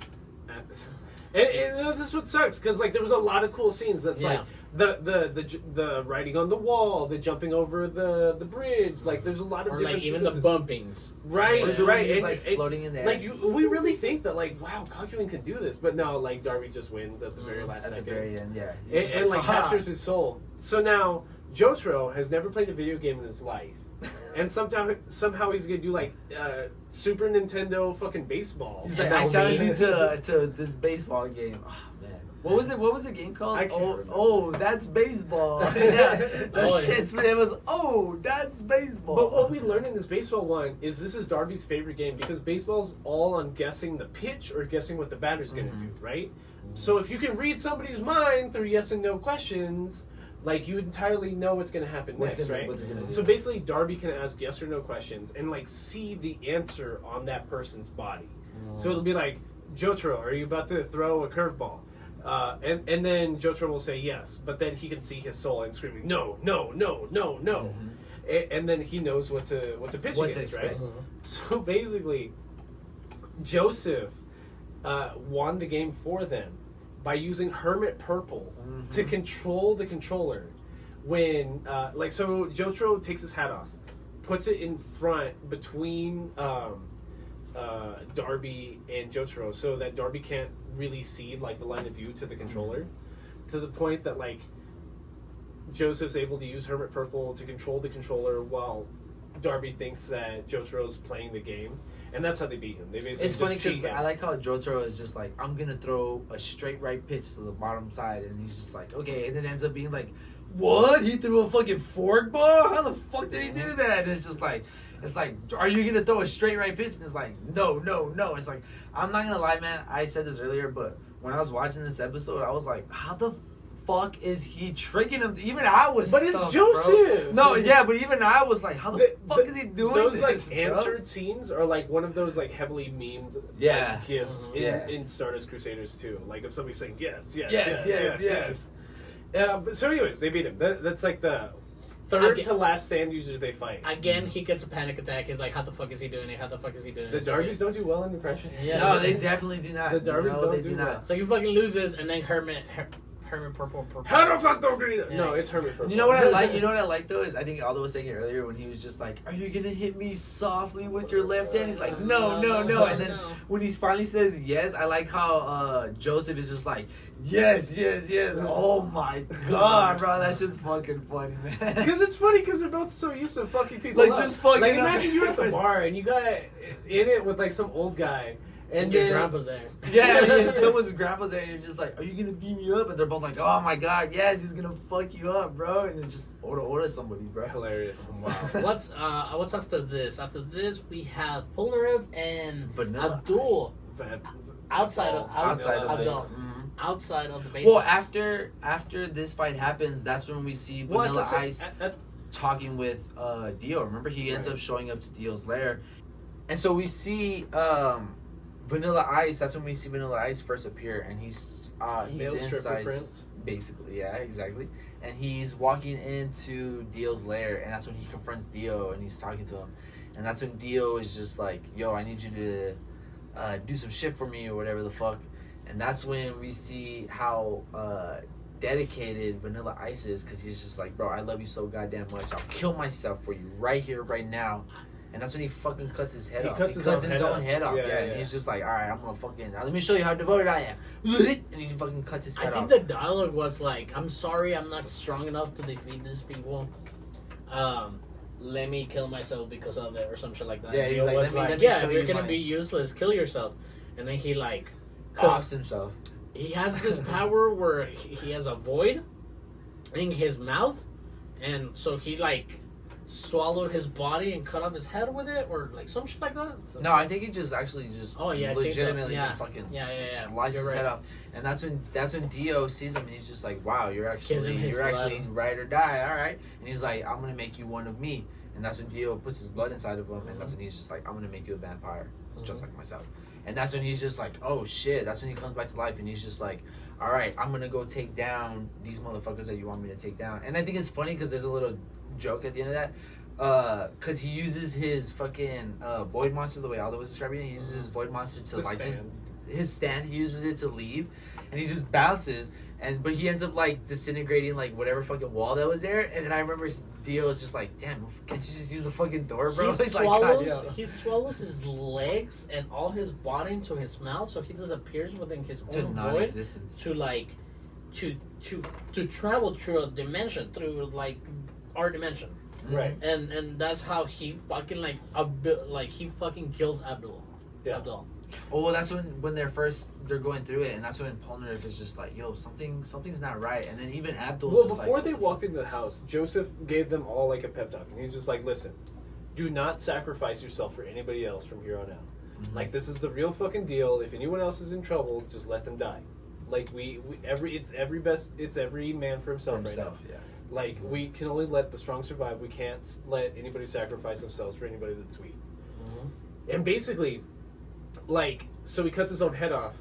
Dio gives him his blood. He's like, "Do you want my blessing? Do you want some language like that?" Right? So you mean vampire, because we know Dio's a vampire, right? So then, the introduction into the main part of the house, they're just walking through. It's Abdul, Iggy, and Polnareff. And then out of fucking nowhere, Polnareff like feels it. He feels the spirit, whatever. He feels the presence, and then he's just like, "Jump back, Polnareff," and like pushes him. with both of his hands, and that makes like Vanilla Ice cut off both of his hands because him traveling between dimensions, between the fifth dimension, whatever the fuck it is, like severs people. Well, actually, that's everything. what makes Vanilla Ice capture everything but his hands. Right. Remember his hands Because it drop cut into the through. room. Well, it cut through the middle, so he basically cut through his forearms. His forearms, yeah. It's like in Loki, the show, like the Marvel Disney Plus show, how like when they would disintegrate like a piece of universe, a piece of matter, it's just going through a different dimension, but it still kind of destroys it in that current universe, right? So that's basically what we're seeing right there, and it's terrifying. It's such a terrifying power because like instantly. We lose Abdul for the second time, and like for real this time. Because his whole body is sucked up except for like from his forearm. From his forearms down. And who is the one that was manipulating the setup of the building? Was that young Darby? Once he was defeated, the whole mansion went to like regular mode. No, like, it's some other the guy layout? that they find inside the wall. Yeah. They find this guy inside the wall or Right. some shit. I forgot about He's that. changing the layout of the whole mansion. Of the that's way why the they mansion- that's yeah. why they can't get anywhere before Abdul dies. They Abdul finds him inside of a pillar because he's manipulating the mansion. Oh yeah, rather. he has the lantern. Right. The magic Oh lantern yeah, that, okay. Like Jesus, how did I lets him know where to go. Which is another That's power right. we never saw. We So, never saw before. Yeah, It's like the guiding light or whatever because he has a fire power, I guess. Mhm. And like yeah, they And just they- find this guy in the pillar, beat the shit out of him, and that's when Vanilla Ice like sucker Appears, punches right. him. And this fight is like ridiculous. It's like one of the only 3-part fights besides Dio, and it's absolutely terrifying because it's just through Polnareff's perspective, and like Polnareff just fights with a fucking rapier. He cannot defeat somebody that is traveling between dimensions and sucking up like literal matter like that. So Iggy basically sacrifices himself. Becomes a like a team fight. yeah. Yeah, which is really cool. Iggy and Polnareff versus Vanilla Ice. Correct. Yeah, because fucking Polnareff gets his toes fucking destroyed. Yeah. At some point, so now he's like, fuck my foot. Because it when it's traveling between dimensions, it's also like kind of invisible. like a black but hole. yeah, like it's kind of invisible because it's void of light, right? Like a So- gas leak. Yeah, so unless you can like actually see the like dust around it, like you can't tell where it's gonna Where appear it's going, from. yeah. So like when it just appears one of the times, it just takes like Polnareff's toes on his left foot, and that's scary. That's so fucking. But like Imagine losing your toes like that. But noticing that the dust like gives away where it is how they start using. I like how power. Polnareff comes up with that idea. He's just like, I can figure out where you are with this fucking dust storm, and he just like pulled. And like, that's how Iggy gets like attached to it, and that's when Vanilla Ice starts going after Iggy. Because Oh, it's man, like you're that giving away shit my was- physique, and that shit's terrifying. Because Iggy's a fucking terrier, right? He's like this fucking big and like 12 fucking pounds. Yeah. He gets And kicked that's his ribs. no. That's and when died. that's when Iggy comes up with the plan. To, And I'm gonna pretend. And to like be Iggy Dio. just lost his arm like 4 hours ago. Yes. Like, yeah. he just Exactly. He yeah. just lost his paw. Like. And like so they catch him and like as opposed to just like sucking him up, he just beats the shit He's out like- of him. 'cause he- he because comes out he, of dimension, sucker punches him. Yeah, because he turns himself into Dio, and he was just like, "I'm gonna kill you," and he's just like, "You made me strike an image of Dio. Like I can never forgive Iggy that made shit." an image of Of Dio with the fool with out of the sand. with the sand, and that's when Vanilla Ice had to strike it down. He was like, "Wait, what the fuck?" And he's just like, "Wow, you actually made me attack something that looks like Dio. I'm gonna fucking beat the shit out of you." So it's And just dude, this that full-grown was- man just kicking the shit out Bro, of that the dog. seeing that shit was like, that was pretty tough to It watch. gets pretty I was, fucking yeah, I wild. was like, "Yo, Jesus Christ, bro, it's just a fucking dog, man." And Iggy seemed to be out. We were led to believe that he's gone. Polnareff's Until- like, holy shit. Until we see him What's going on? smile. You remember that when he was just No. like, "You fucking dog," and he just like smirks at him. And he's like, "Oh, you fucking piece of shit." Well, now Polnareff at this point, he gets angry. He thinks he stabbed, what's his name? Vanilla Ice. Vanilla Ice through the mouth. He does, because like as soon as he comes out of the dimension, that's when Polnareff's like, "That's why I gotta get." Oh, I gotta he's get, like, yeah, I have to you be show precise right fucking then. The second you pop out of his head, because when Vanilla Ice is hiding himself inside of his stands like void inside of his mouth, he can't see, so he has to like poke his eyes out. He's like, the second I see your fucking eyes, I'm stabbing you through the fucking forehead. It's crazy how he comes up with it, because remember how, I think it was last episode we talked about it also, is that they don't necessarily know how to beat a stand user until they figure out the gimmick of it. Yeah. And that's when we see Vanilla Ice like going all over the place, and that's when Polnareff is like, yo, this guy's instincts are pretty good. And even he's at like, but he can't see unless he actually shows his face before he attacks. And that's when he's fucking, haha, I got your bitch ass. And even at this point, we're already figured out his stand. We already figured it out. But throughout this whole fucking fights, throughout these 2 episodes, we forgot that he's also a vampire. Right. So not only is he hurt, and we think, haha, he hurt because him. that's how he Right. was introduced. He was introduced like by being turned into a vampire. Yeah. Correct. And then now he's a vampire. He's like, fuck you. I'm gonna do a fucking ball pin or pinball fucking thing, and I'm gonna kill everything on my way. On my way. Right. Yeah. So like, Polnareff does stab him through the forehead, but he's a vampire, so he doesn't die because he can heal himself, right?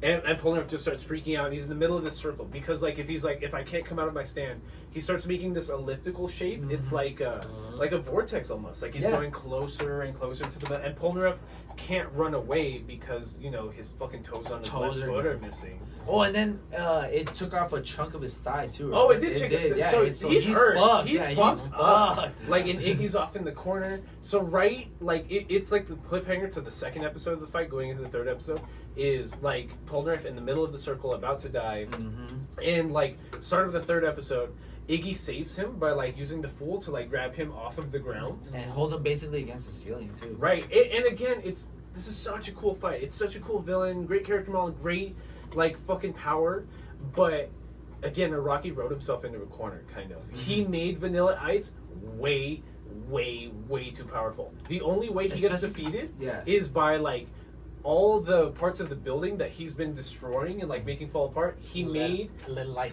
through. He let light through, and he didn't fully realize that he had actually become a vampire because Dio just kind of brought him back to life. Is that writing himself into a corner, or is that actually like? Do you think it was foreshadowed? Like he really wrote it beforehand? Hey, I believe do so. you ever doubt Oda and it, like because but like I have a lot of instances of Araki just not doing that. Hey, but maybe this is the one case where he was just like, actually, okay, the one time he thought, he actually I have to turn this guy into a vampire first. He's like, okay, I actually thought this one through. And I believe that this is where we get one of my favorite parts in the sub. It's when Polnareff has been telling Iggy to stop. Don't hurt yourself. I'm done for. Don't do anything. You're gonna kill yourself. You're already your ribs are already kicked in. You know what I'm saying? They punctured his lungs. Yeah, and Iggy just uses his stand for one last time. He's like, like I'm gonna save you. And then Polnareff's like, dude, that was such it's a like sad that moment. Caesar part from part absolutely. 2. Yes. Caesar! Oh man, that was such a bro. That made me choked up. And then Abdul and Iggy's souls. Iggy's They see souls. them floating away, like, and they're just like, yeah, peace later, bro. They're- Oh man, they're and clouds in the sky. I do love how Polnareff eventually kills Vanilla Ice, because he's just like, you didn't notice the changes in your body, you dumb bitch, and he just like knocks his ass into the just a slight little fucking shoulder thrust and into the sun, and he's fucking evaporated. Dude, that was such a good fight. That was one of my favorite fights in this series. So now all of a sudden he's able to ignore how hurt he is, and he starts walking up the stairs to Dio's lair. Because of chivalry, bro. That's how it goes.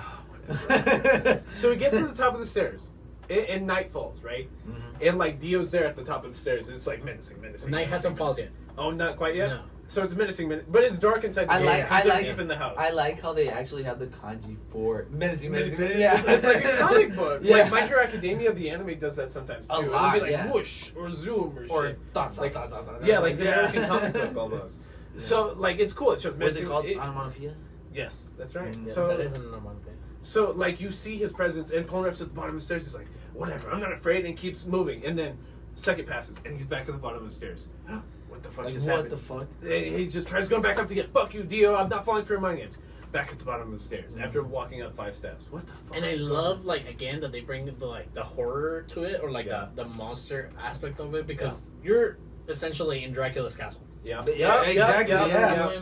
And Don't they play a lot of organ themes? Yes. When they're in Yeah, there? Yes. they Oh, do. yeah. It's like, Yeah, they play a and then- lot of organ themes. and then like there's fog by Dio's feet, like Yep. you know, and like Yep. all this imagery. Castlevania, yeah, bro. it gives Yeah. like Castlevania. like the Night of the Living Yeah. Dead type stuff. And it's so awesome that Polnareff is just losing his mind because he sees Dio, he's going up to him, and he just comes back. Because Comes back. Polnareff was introduced as one of Dio's henchmen with the flesh buds. Mhm. So like he'd been under Dio's control for like a year before he met the Joestars. Mhm. And So you they got have free- history together. So that's why Dio's just like, come back to me, bro. Don't even worry about it. We'll kill the Joestars together. Like, And he's like, no, you don't understand how close we've gotten. yeah, yeah. Over the past And couple it's months. scary because he keeps moving down the stairs, and at that same time, like Wa- that, watching that for the first time, it's what was terrifying. it? Dude, yeah, 'cause like, even I was like, racking what my the brain. I'm just like, what is this power? Dude, yes, How is he even- resetting him? Even like, I was like, how he the is fuck? resetting him. Like, Dude, I was what so are you confused. talking about? Like, blew my fucking mind. When I first saw it, I was like, I was like, okay, I'm just like Polnareff. What the fuck are you doing, bro? Like, What- how are you doing what- this to me? What I originally thought the power was is more like what the power is for the villain in part 5. I haven't gone that Like, far, so I wouldn't know. Dude, that one's the most broken. Yeah, Diabolo? the most yes, Diabolo? Diabolo's the most broken power. Yeah. No, well, no, the villain for part 6 can create entire universes. Like he recreates the Big Bang. Like Yeah. that's a better power. Yeah, but like, but that one's better explained than Diabolo's. Diabolo's is fucking right, wild. but like it's because like I still have no idea. Stans kind of fall in this universe. Stans fall into this trap that all the villains have to have like a time power. And that's what, because even in part 4, the villain doesn't have a time power, but like time keeps resetting. So there's like a time element for it. Okay. You know what I mean? So like the villains for part 3, part 4, part 5, and part 6 kind of have like time elements to their power to the point that's like, oh, come up with a new idea. Yeah, like, for like- the love of God, like Switch it up a little bit. a little bit. And like they're all increasingly hard to explain. Mm. Every single one of them is increasingly hard to explain. Like they're so impossibly difficult because like so Joseph and Jotaro catch back up with Kakuin, right? And like Dio's now sitting in the chair and he's just like, you guys finally came because they captured the guy that was in the pillar that was like reconstructing the building, Yeah. and they got him to lead them to where Dio's lair was. And it's weird because we're having this highly tense moment with Polnareff. But on the opposite side of the building, we're getting like all these gags from Joseph and Jotaro yeah. and like this new guy. So they get to the top of the stairs, and basically Dio, it's nighttime, and they all just kind of like, do they leave the building? Do they run out of the building? Because like, No, well, I think the team gets there and Dio gets, I don't know, spooked, or he just decides to run for some reason right. because So then they walk out of the building and they're like, I think it's Kakuin that's like, it's nighttime now. We can't really defeat a vampire at nighttime. And Joseph's just like, nah, dog. Like, we're We here. gotta go now. This fool's gonna we have escape in the to. morning. Like, this is it. This is the last stand kind of shit. Mhm. So they do it. They make that resolution that they're gonna fight Dio right This is here, the right last now, in stand, the middle yeah. of town in Cairo. like nobody go attack him in the middle of the night, and then Kakuin goes and gets cocked again. Which I wonder how true. Okay, because Cairo was kind of city-esque. You know what I mean? Like they were kind of like. It's a really big city. Yeah, exactly. And they had like buildings. I wonder if that really was. It was like in the 80s.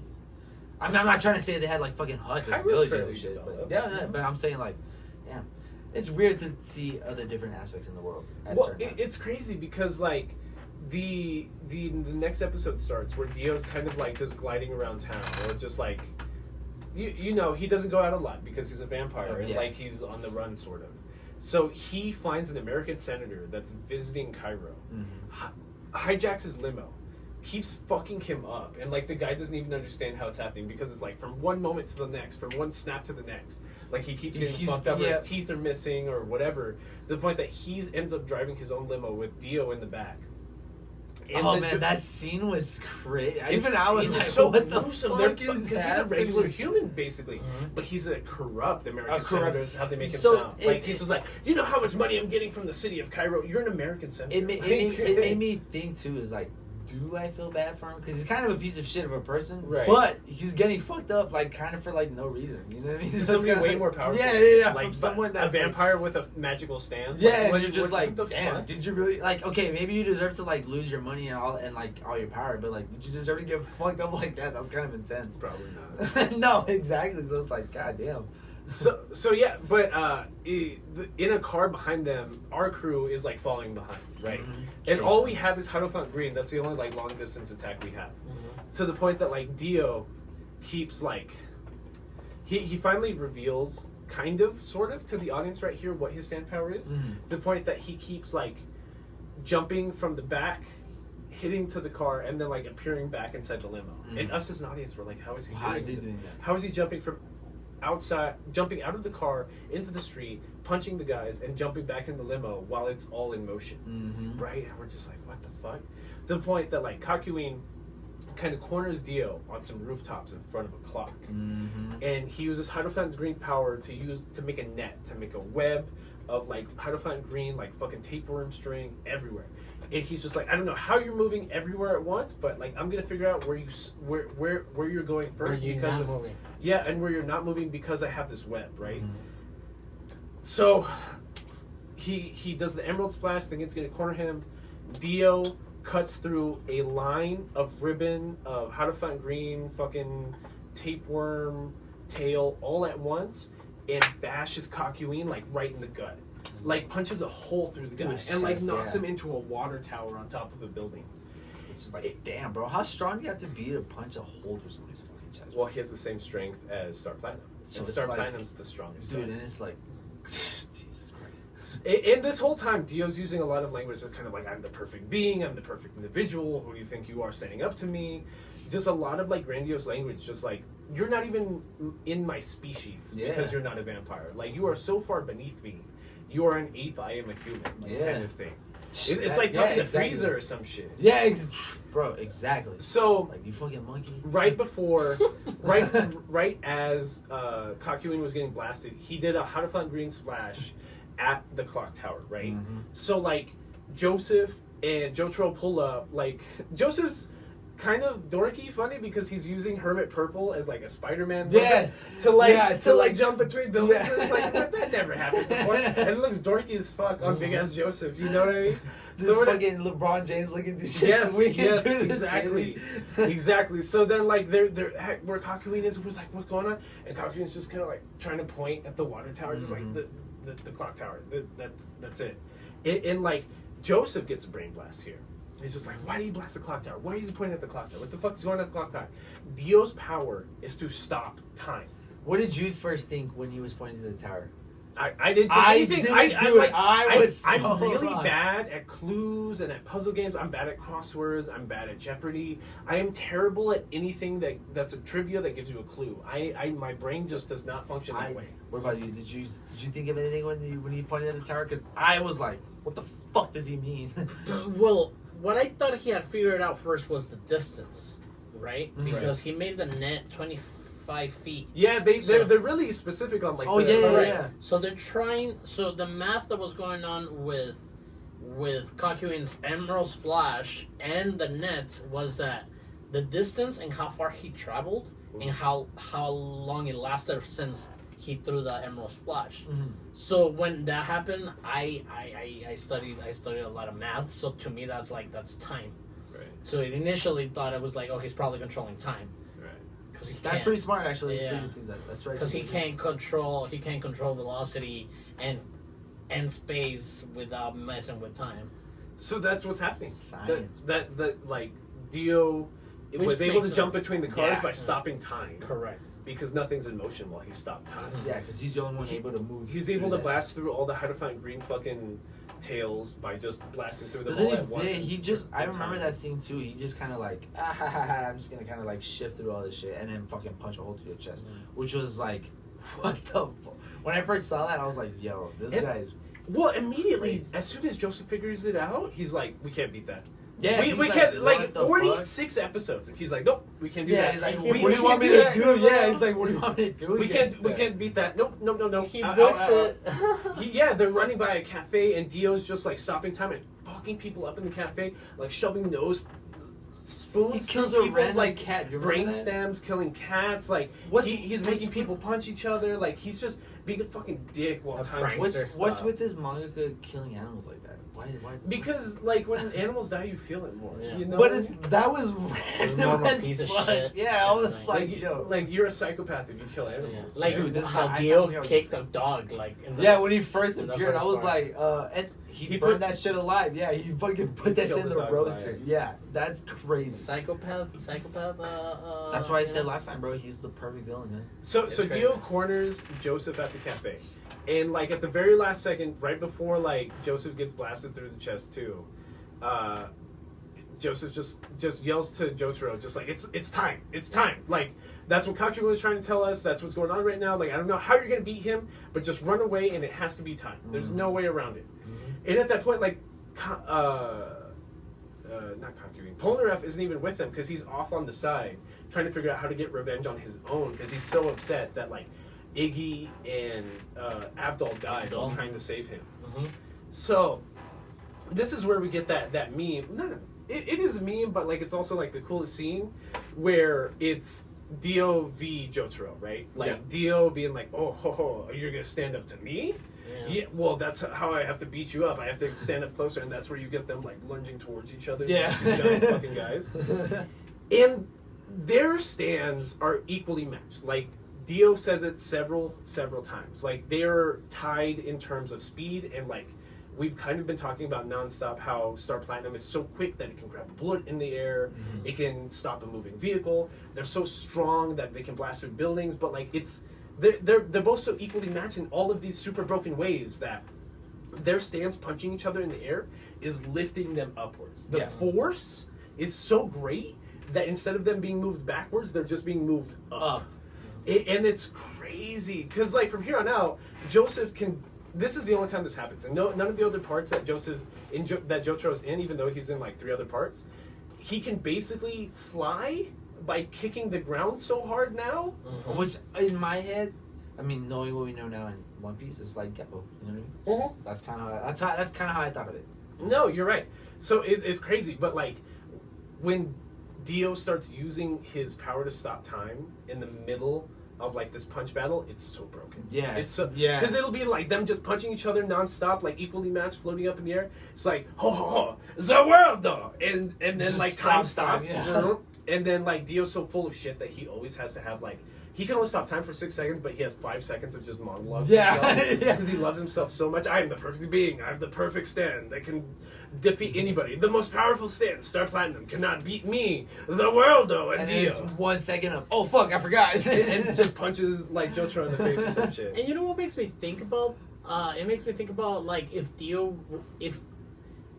like I don't think that's Dio's stand. I think that's Jonathan's Joestar's body stand. This is what I was gonna bring up, right? So this is the explanation I was gonna tell CJ off camera, but I wanted to wait till right now. This is this is the one you were talking about. This is my headcanon on why Dio is such a tragic villain. Because he talks nonstop about how he's the perfect being, the perfect villain, he has the perfect stand. It is an exact replica of Star Platinum, right? Like, that means that the world is not actually his. It belongs to the Joestar bloodline. So him being so grandiose about having the perfect stand, the perfect power, is not even thanks his. to him It's or his thanks- ability. It's thanks to Joseph. That's Because crazy. if Joseph had had a stand, it would have been the world. The world. Damn, bro. because like at the end of this fight, they really are the same stand because Jotaro develops the power to stop time. Yeah. Because Well, then how that's would you- that's what starts freaking Dio out in the middle of this because he's playing with his food, like letting Jotaro like think he can fight between like time stops. And Jotaro's making like small movements. Right, like Yeah. so, like when time stops, Jotaro can like do very small like movements. I mean, like I can do a block, and that's what freaks Dio out. Yeah. Right, to the point that like he can entirely function Stop, in the middle of yeah. the time bubble and stop time on his own. So how would you explain Purple Herbert coming into fruition? I don't know. That one just feels like we had so much time with Joseph in part 2. It's just like I had to give him a bullshit fucking power. Because like to me, it would have been like, okay, that was his Because grandfather's stand. he's right, the is only world. JoJo in every part that stands with him 'Cause- that does not have a humanoid stand. He does not have a humanoid Because stand it's not Joseph's stand that you're talking about that would have been the world, right? It's his father's. No, yeah, it's Joseph's. Jonathan's. I thought it was Jonathan's. It's Jonathan's. Jonathan. His father's, Jonathan. right? Okay, yeah, that's It's what Joseph's grandfather. Sorry. Okay, yeah, there we go. Okay, that's what I was wondering. I was So like, yeah, should have been like his- the world is Jonathan's. Okay, okay. Correct. Like we don't even know what Dio would have had on his own. Yeah. I don't think he would have anything because we're following the demise of this like super egocentric. No, I think villain here. I honestly think Dio would I don't have think he had would. one. I don't think he would because that would break his heart. That- And we can't have that for Dio. I just think he would have just because he manifested that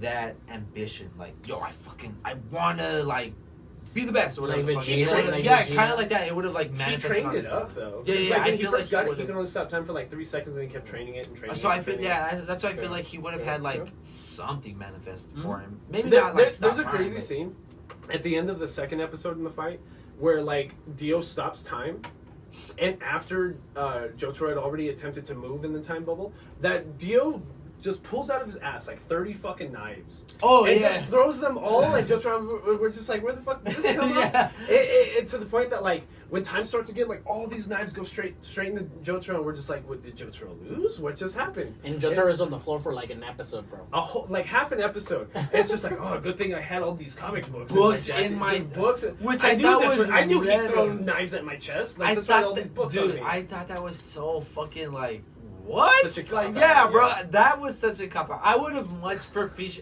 appreciated it more if you would have just been like, I'm just that tough that I survived all those knives. I'd have been like, all right, fuck it, whatever, I accept that. But just magically having like, I thought ahead of that and to have comic or books in my jacket, I would have been like, okay, that's a bit too. And at that same time, while Jotaro is like laying on the ground pretending to be dead, and Joseph's scared, that's when Polnareff Doesn't he pulls stop up. Doesn't he stop his heart at one point too? Yes, He's like, he yo, I makes have Star to Platinum reach into pause his his- chest and like s- grab his heart and stop his heart. I forgot about because that. Dio is so cautious. He puts his ear to the ground. He's just like, I need to hear for a heartbeat. Yeah. And that's how like Jotaro like makes his heart stop. He almost dies, Dude, he has to literally he has to kills make Star himself. Platinum like repump his heart. And at that same time, that's when Polnareff finally pulls up and like kind of like catches him off guard to the point that like Jotaro's standing up and Polnareff being there, Polnareff like stabs him through the face, but he's a vampire so it doesn't kill him. But that same time, Jotaro and Star Platinum punch Dio in the skull so hard that it blasts him like 30 feet in the air and like he lands like 100 meters away. And dents like a third of his fucking cranium. Yeah, even as a vampire though, he's like shot his nervous system. He's like, fuck you, Jotaro, that doesn't shit to me, I'm a vampire. I can't stand up. Yeah. What's wrong with my legs? I can't feel my fucking legs. What's going on?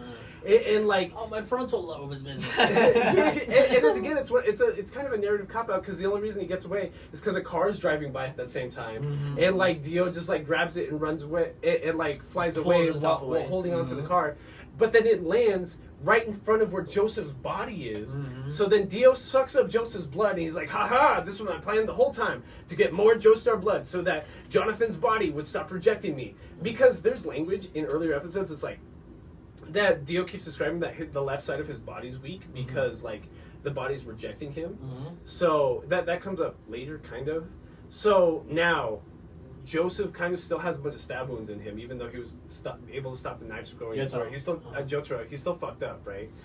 But now, like, Dio's completely recharged, has green lipstick on, got He's a ready to flat go. top, and like put a tank top on. Like he's ready. He's Super Saiyan up. He's Super Saiyaned up, and it's like watching the Kid Buu fight in Dragon Ball Z, dog. Like, Yes. like he always comes back. Like, dog, just stay down. And as an audience, we're in the last episode. Second last Yeah. episode. Second to last Second to last episode? Oh, episode. second to Second to last last episode. True. Again, they're not really long episodes because they had like really long intros and really long outros and like A lot of recap. and yeah. recaps and shit. So it might as well be the last fucking episode. Right. Yeah. And Basically, it's crazy because just like it's just more like It's more, ha, I'm bigger and stronger, ha ha. it's just more of the world like trying to move during like time Yeah. stops kind of thing. And now his time is longer. Right. You know? And one of them that really fucks him up is that like they go onto a bridge like across like a river in Cairo, probably the Nile or some shit, right? Jotaro is able to catch him while moving 3 seconds in stop time and breaks both of his legs, right? I thought they were in London. No, they're in Cairo. No, they're still. Oh, they're still in Yeah, Cairo? they're still in Oh, okay. Cairo. Oh, just because It's not every big clock is Oh, a you're big right, bang. you're right. So they're in Cairo. He breaks his leg, and that's when Dio again is just like, I'm the perfect being with the perfect stand. And again, we've discussed that like it's probably not actually his stand. He's just like, how dare you break my legs? And like he like basically broke his legs in half to the point that he's bleeding out of his kneecaps. Yeah. And he's just like, you can never catch me, and just like blasts blood into Jotaro's eyes and blinds him for a second. Does the world, stops time, grabs a giant cement block roller, those like 2,000 ton fucking like giant rollers, blasts it on top of Jotaro's head. What do they use those for anyway? Those Just to flatten the cement when they're making the street. Steamroller? Oh, it's Steamroller? oh okay. So No, they- but I meant because back it. there's a lot of like concrete tubes. I know what a steamroller is, but there's a lot of concrete tubes that they have. I never know what the fuck. Anyways, go continue. So, and just blast it on top of his head. But what we didn't even figure out is that even though That's for plumbing. I'm assuming that's what it's That's for. for plumbing. Okay, go ahead. Go ahead. Continue. we think Jotaro might actually be dead for a Yeah. second, right? Yeah. Because he just got like pummeled by a Demolished, yeah. steamroller. But it turns out not only did Jotaro figure out how to move inside of Dio's stop time, he figured out how to stop time on his own. Because the Star Platinum is the world. So like as soon as like Dio thought he stomped him, he did the world, stopped time, jumped to the top of the steamroller. And like so Dio's like gloating, he's like, I did it. I defeated the Joestar bloodline. I'm the perfect being, like I have no more enemies. And all of a sudden like ho ho ho ho ho. Like you thought Yeah, you could I know, defeat yeah. you fucking dumbass. Like I'm right fucking here. And that's when he just starts autoing him again, blasts him into the street. And Dio, like, that's when he blinds him with the blood. He's like, you would never defeat me. And like roundhouse kicks with his left leg onto Jotaro's face, thinking he's gonna kick his head off. And then Jotaro does stops time again with Star Platinum. And right there just punches Dio's leg. Like the front part, like his shin? toes.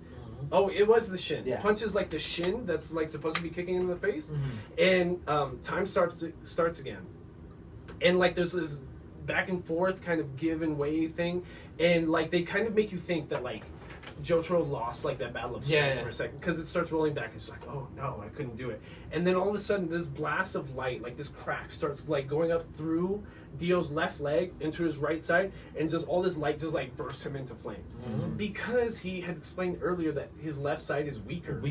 Number one, and number two, like he was already healing, hadn't given himself time to heal. Like after Jotaro broke both of his legs, and like he wasn't really the perfect being. Like No. Star Platinum was the better stand in that fight, and Obviously. it's so crazy, and so. It's a good fight, honestly. It's a crazy fight. Like we're not doing it justice trying to describe it because like just the way it's animated, the grandiose language, like the grandiose way they speak and the grandiose like expressions and anime are so annoying for almost 40-something I episodes. love the way Dio speaks, bro. Like it's so It's like proper almost. Dude, it's like it's- you remember- think you can stand up You to know- me? You know who he makes me think of? You remember Game of Thrones? What's that one guy's name that gets poisoned? What's that one kid? The son, right? The one that's supposed to be the king. Yeah. Him, bro. He speaks like him, and you're like, bro, you're such a piece of shit, bro. I fucking hate you. And it's like, bro, he plays a villain so well, man. So the last episode is us picking up the pieces. We think Joseph's dead, right? And the Speedwagon Foundation comes through, picks up what's left of Dio's body, and like he's a vampire, he still could totally come back. It's like Wolverine or some shit, right? If there's a little piece left, he could totally come back. And like Joseph's body's there, and he's just like, okay, take Joseph's blood and put it into Dio's blood and put it into Joseph. And so the Speedwagon Foundation's like, what if Dio overtakes him? How's that gonna work? What's gonna happen? He's like, I'll deal with him. Don't worry. I'll deal with him. Yeah, I just dealt with him. I'll deal with him again. And that's like, it reminds me of, well, we're going to be talking about this next week, which is like the Mugen Train arc and Demon Slayer. And kind of, this might be a spoiler to the conversation, but like the final fight in that movie and that arc of the series is that Rengoku, the Flame Hashira, could have totally defeated the number 3 Upper Moon Demon if he was not human. Yes. Just being, the act of being a demon lets you recharge and like rejuvenate yourself, and which is OP because like we can be evenly matched, but like I can damage you almost fatally but almost fatally is not fatal because you can heal yourself completely. Well, I don't want to talk about it, but I mean, they demonstrated when he like slices his hand off, and in that instant, it grows back. You know what I mean? It's like, dude, and that's what everyone's worried about with like transferring the blood and stuff like that. Because it's like he could totally just take him over. Yeah. And then like Joseph's more broken because now he's part vampire. Yeah. so then like he comes back and he's just like, ha ha ha, you think you can do it? Malice. Yeah, malice. and like Jojo like squares up, he's just like, what? Who is Joseph Joestar's favorite musician? American musician, Western musician. Yeah. Western musician. And he's like, Joseph Joestar. Why do I care about Joseph Joestar's music preferences? He's just a bitch to me. And he's just like, answer it. Punches him. He's just like, oh, it's Weird Al Yankovic. It's Weird Al Yankovic because Joseph was just playing a prank, just scaring the shit out of everybody. Just being a Bro, fucking that asshole. scene was fucking funny. He's like, haha, I'm fucking back, ready to kill you. And It's he's like, just you know what it's the episode fuck? 48, but you're just like, is there more to this? Yeah, the it's like, fuck is what? going to happen? So basically, Joseph and Jojo just walk out, just get driven out to the desert, just take this bag full of Dio's fucking body parts and just burn it in the sun. Mm-hmm.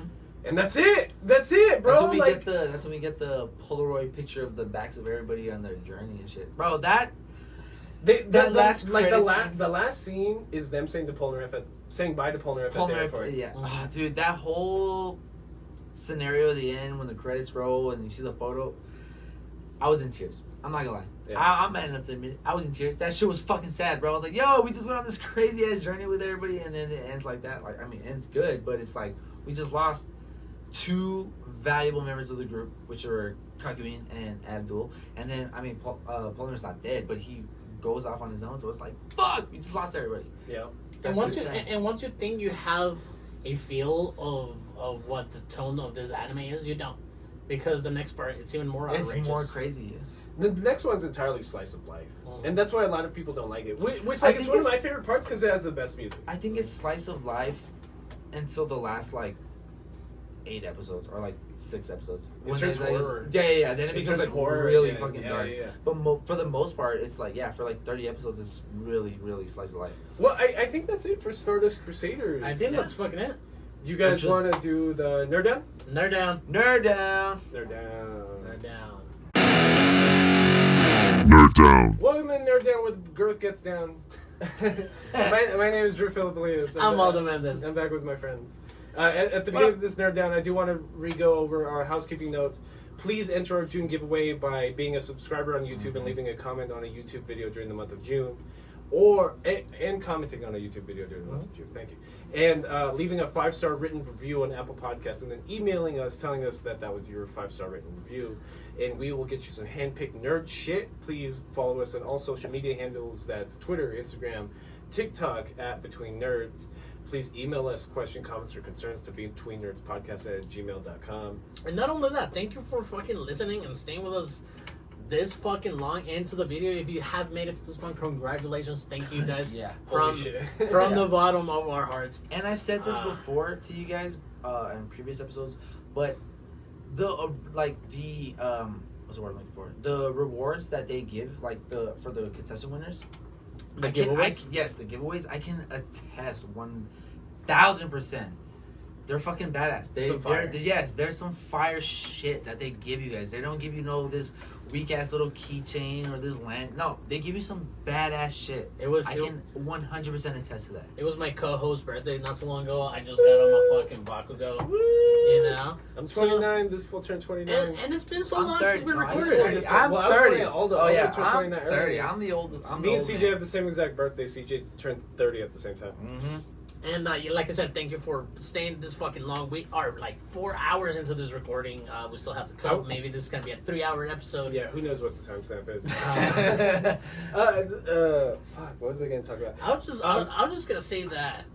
Goddamn, like we still have a lot of JoJo's to talk about. Well, what I was going to say is June was supposed to be like hype, popular anime. That's what Aldo had told me like 3 weeks ago. That's what we were going to watch for June. And I'm like, okay, I kind of fucked that up by like my car exploding and like a bunch of other shit happening, right? So that's why like we had that gap in recording. So that's why we're watching the Mugen Train, either movie or arc. I watched the anime arc to compare the anime to the movie like 2 weeks ago. I say Well, I've watched both already, so that's why I just wanted to compare. No, yeah, I've both. seen it, but I think the movie Is better. The yeah, movie is it's better. way 100%. better. 100%. And you get the same amount of Content. like, yeah, exactly. And it's a good digest too. Yeah, absolutely. Mm-hmm. So, like, we're gonna be talking about that next, and we're just gonna be talking about like cool shit. So, I'll probably make a poll on Twitter or something. I know Tokyo Revengers is one of the most popular recent shonens. I'll probably include Tokyo Revengers on the Ranking of poll. Kings. Popular thing. Ranking of okay, Kings sorry. is good. It's ranked highly, but it wasn't as popular. You know what I mean? I voted for it. So I'll probably put whatever the fuck I just said. Tokyo Revengers. Tokyo Revengers on the poll. I'll probably put the Jujutsu Kaisen movie. On Oh, the you poll. guys haven't seen it? We haven't talked about it. I've Oh, seen okay. it. Man, amazing. But we've seen it. Amazing film. And like probably subsequent seasons of My Hero Academia because we've never talked about season Actually, we 2. might have talked about it on a teardown, but we didn't completely talk about it. That's what I'm saying. We didn't completely talk about it, or I'll just go ahead and jump the gun and talk about the entertainment district arc of Demon Slayer as well, because these are like the most popular anime out right now. And a lot of hot shit from anime news. I mean, I don't know if we talked about like the coming back of Hunter x Hunter, the comeback Of Bleach. of Berserk, of Bleach. Right. Oh yeah, Yeah. Berserk just recently too. We have like some great new anime coming out, like sport anime. We have a soccer anime coming out. We have a golf Chainsaw Man anime. starts in the fall. Chainsaw starts in the fall. We also have the jockey anime is coming out soon. Yeah. Apparently, the golf anime is doing fucking just numbers. watched it, I don't yeah. know how, but the golf anime is apparently the best anime of the season. Hey, I play Mario Golf. I like golf. Dog, I'd be down to watch it, but like, or save it till next fucking March or March whatever. Madness. Yeah. But it's a crazy time. Rent a Girlfriend's coming back. Made in Abyss season 2 is coming out. Made in Abyss season 2 That's is gonna coming You be said out. Hunter, right? Yeah. You said Yeah, Made in Abyss has a video game coming out. Can't blame them.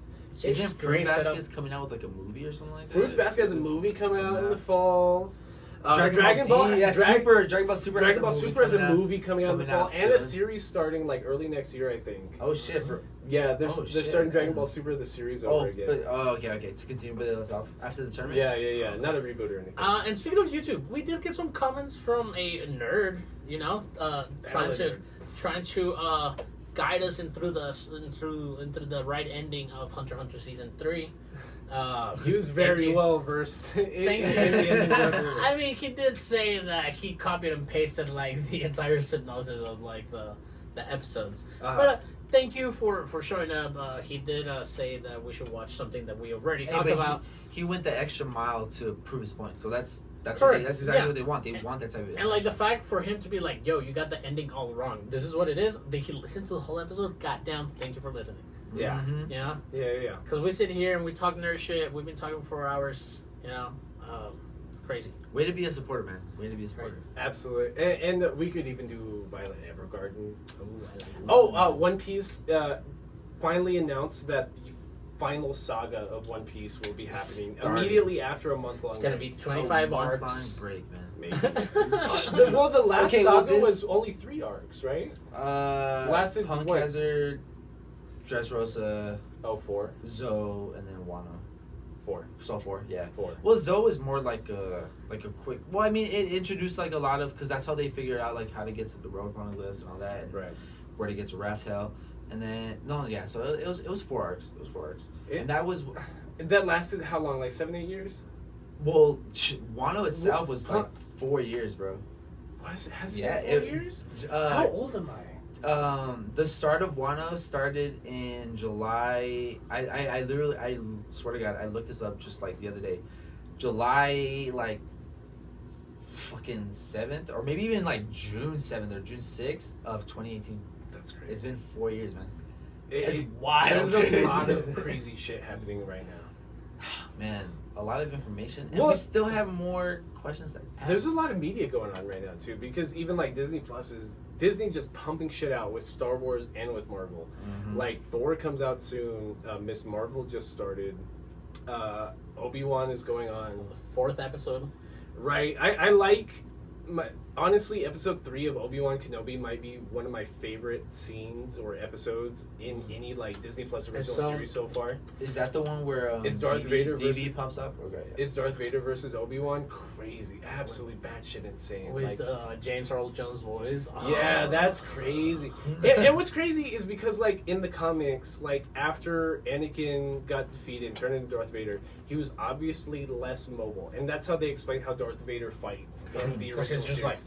Because he's like half robot now, right? But he's so strong in the dark side. That's like, how he fights, No, right? yeah, no, Like, yeah, he just yeah, goes yeah. like this. Well, like I think of his fighting style at the end of the ending of Rogue One, Correct. where he's able to just blast an entire hallway, just blasting everything, just wrist movement. You know what I mean? Like he can't do whole body movements anymore because when Anakin was fighting Count Dooku, or he was doing flips and shit. Yeah, you know what I yeah. mean? Like he was highly agile, and he can't do that anymore because there's like canon comic book scenes of like hundreds of rebel soldiers like cornering Darth Vader, and like he can't run away, and it's just like, how are you gonna beat them? He's just so strong in the Force, he can just like hold everybody down or blast everybody's equipment on them, and that's how like he fights now. Just like he's just gonna swing you around, even if you're a light side user, he's just gonna grab you by the neck, just throw you on the fucking ground. Like he doesn't need to be like, he's been so evil now after the Just death of powered by Padme. rage.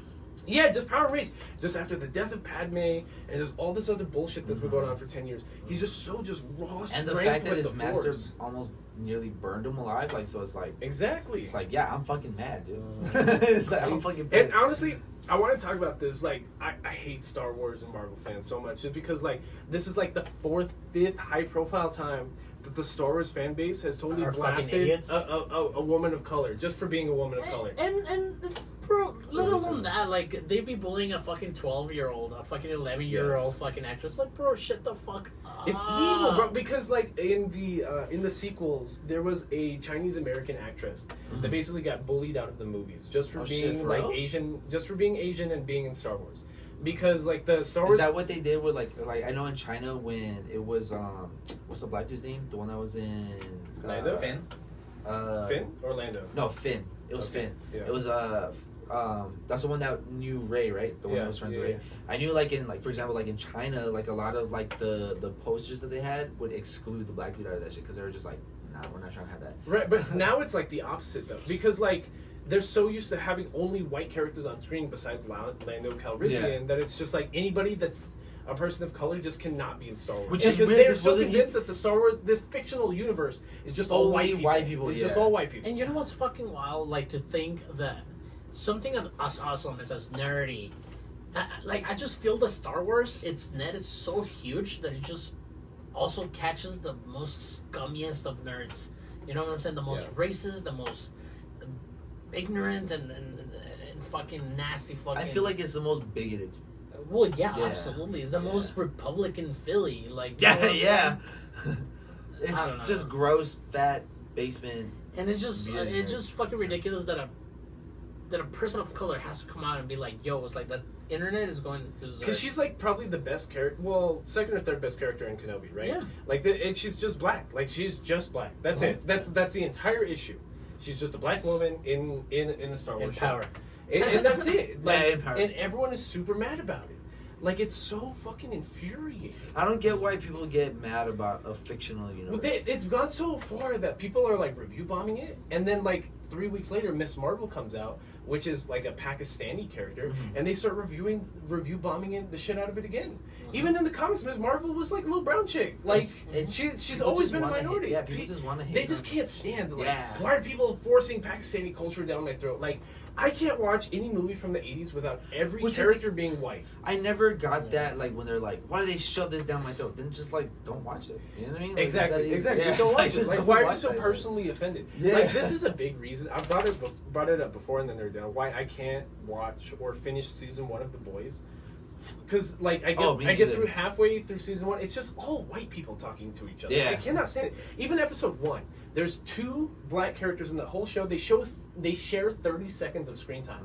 One kills the other. Yeah. One has 1 second. One sentence of dialogue before she's killed in the street by the other Mm-hmm. one. Like, and the rest of the season is just all these white people talking to each other.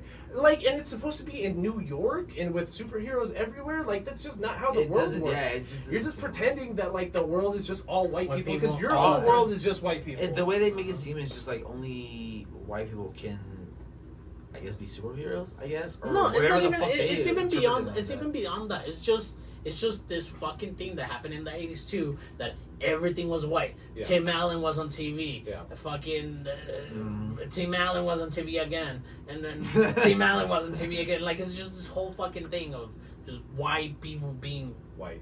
White. Because think of, like, even what's that director's name that made like 16 Candles and Revenge of the Nerds and stuff?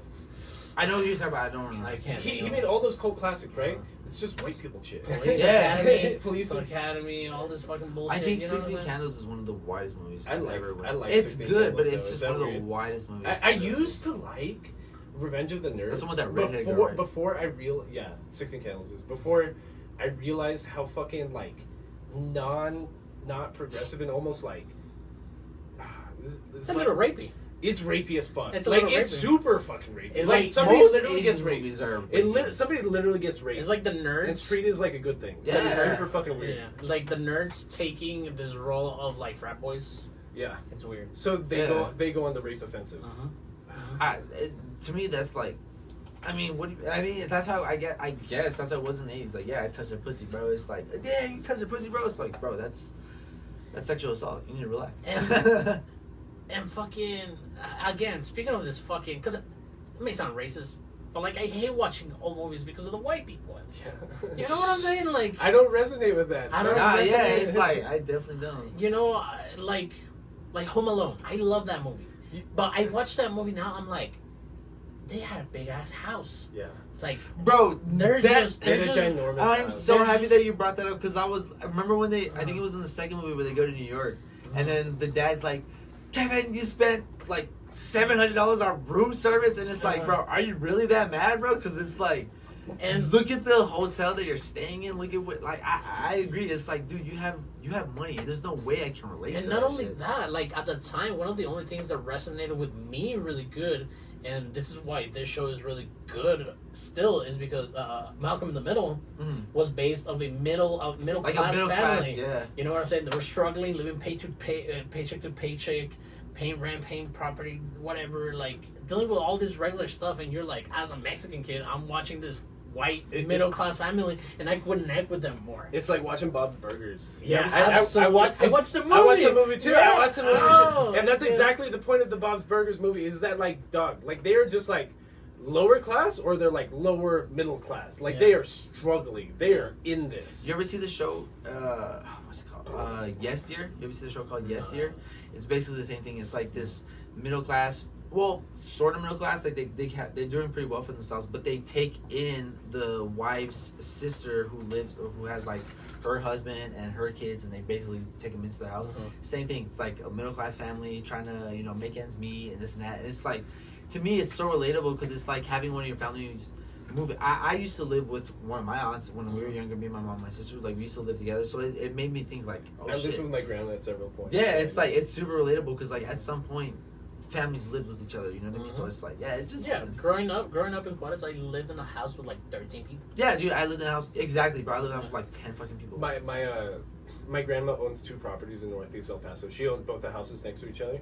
Like, one house has like all my cousins, my aunt, and everything, and 2 of my aunts, and it's like 5-6 people. The other one's like my grandma's house. Yeah.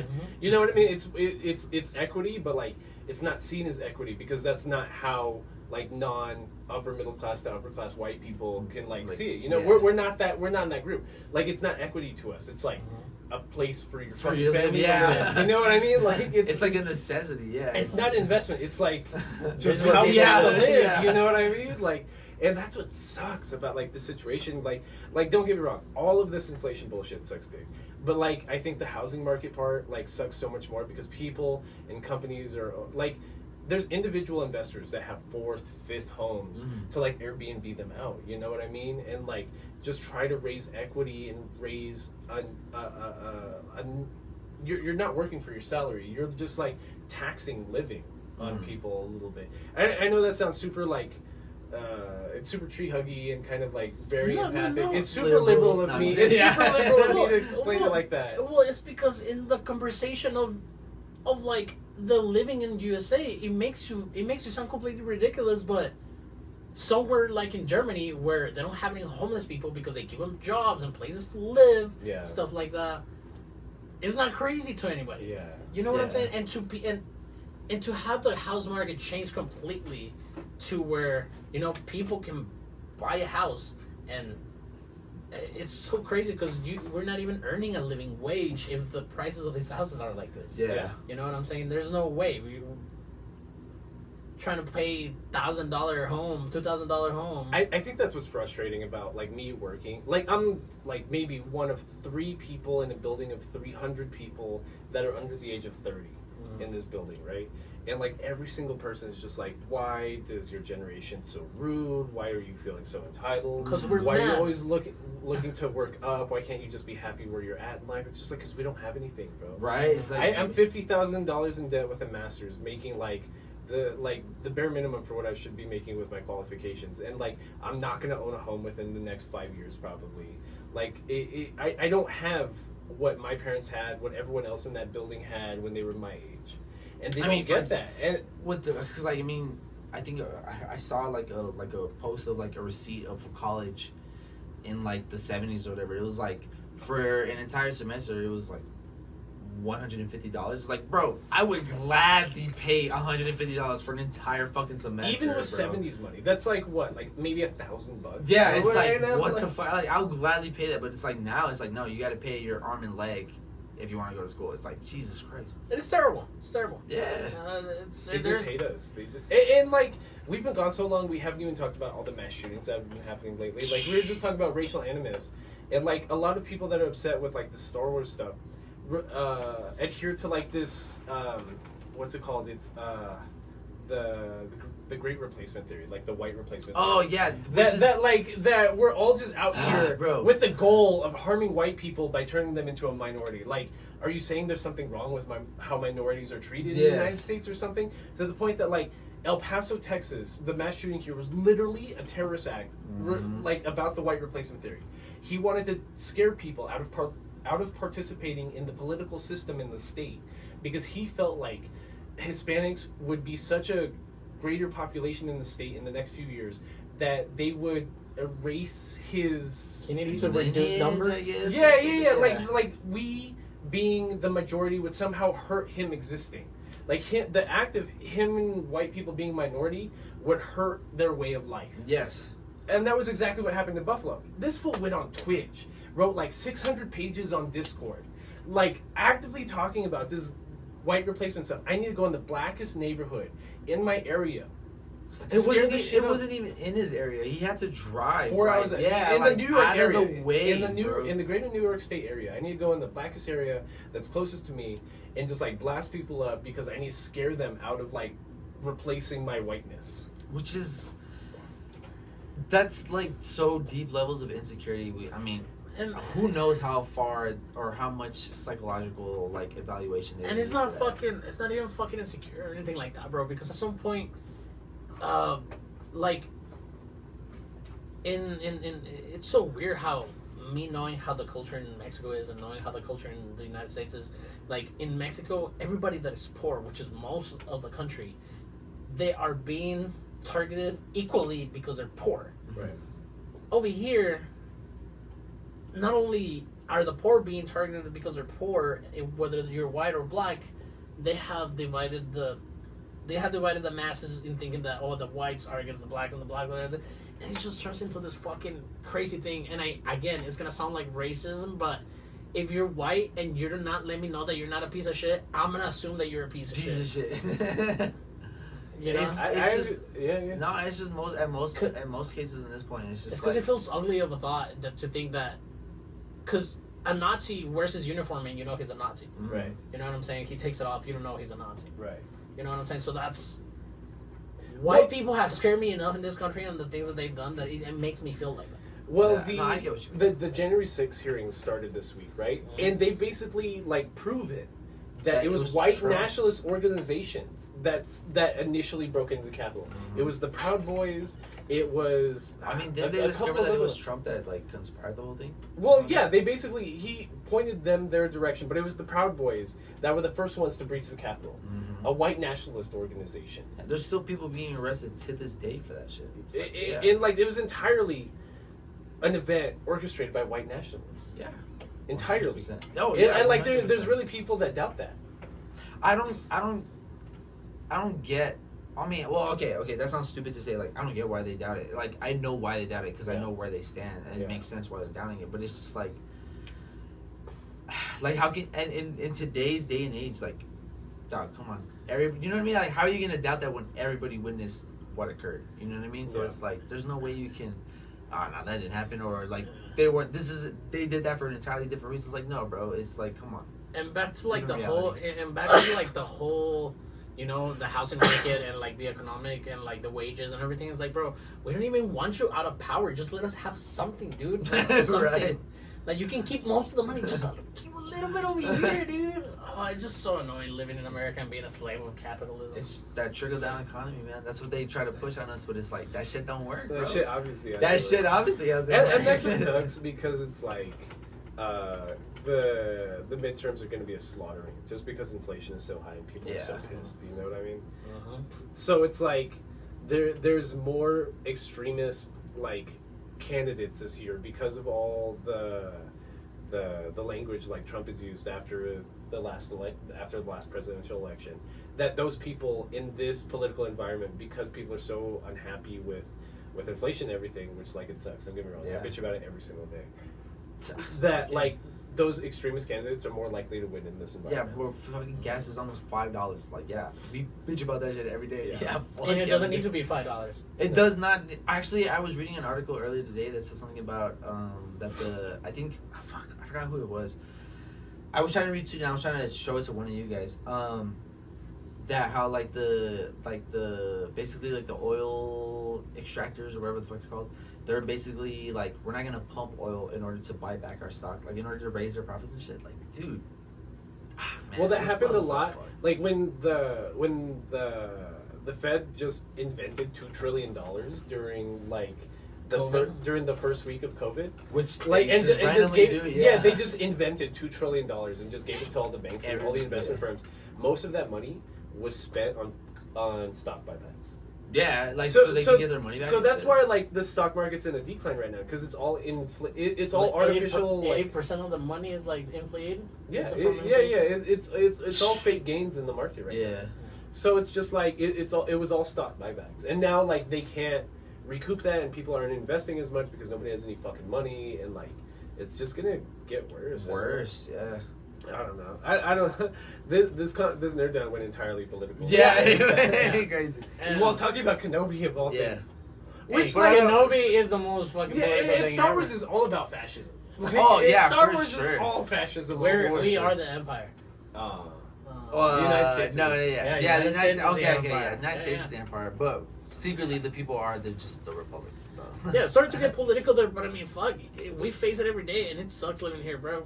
It sucks. you know what else sucks is this fucking heat that we've been feeling these past fucking few days. I fucking hate it. Yeah. I hate it. Can we just blow up the sun like they did in Jojo's? Yeah. We just like whoop the sun's ass. Like in please. Japan in the 1940s. Yeah, I wish the sun was just a fucking mirror. Oh. That's funny. That's funny. Oh.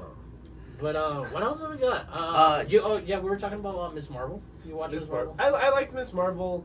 I like that. Like it seems like they're tying her powers to like this extra plane that looks exactly like the plane that Black Panther went into, and like her power. Like nerds are mad because her powers aren't exactly like Mr. Fantastic's, like in the comics. Like her power was originally just to stretch, right? She was just Pakistani and could stretch. But now they turned that they turned that power into like a cosmic power. Force to reckon. Yeah. Yeah, so like she could stretch her cosmic being. Which stretches her limbs. Do you think they did that because like they genuinely wanted her to be a little bit stronger, or do you think they did that? No, be bro. Like, I just don't want Pakistan. The only changes that make sense when you talk about cinematic universe in comparison to the comic books is because it fits on film. Like it is good for. it is good for a movie to be that Like way. cinematography. Yeah, It's Morbin time. yeah. And Did you see it? Did you ever see No, it? I'm not fucking watching that Oh, shit. bro, You me watched neither. it, right? No, I Uh, still haven't seen it. I told No. there's 2 episodes ago. There's a nerd down where I told Aldo verbatim that like Morbius was gonna be shit, and he's like, no, no comic I book said movie I is said it ever couldn't shit. be that bad. I said he's like, no comic book movies ever shit. Like you're wrong, And and most- I called it. I called it It 1,000%. Go back, run the film, go back and watch that episode. Watch that nerd down. I called it It like was- a month and a half It was ago. terrible. Like watched all it? the reviews I've seen. No, I saw the first 20 minutes of it, and I swear to God, I was like, nah, and I just turned it off.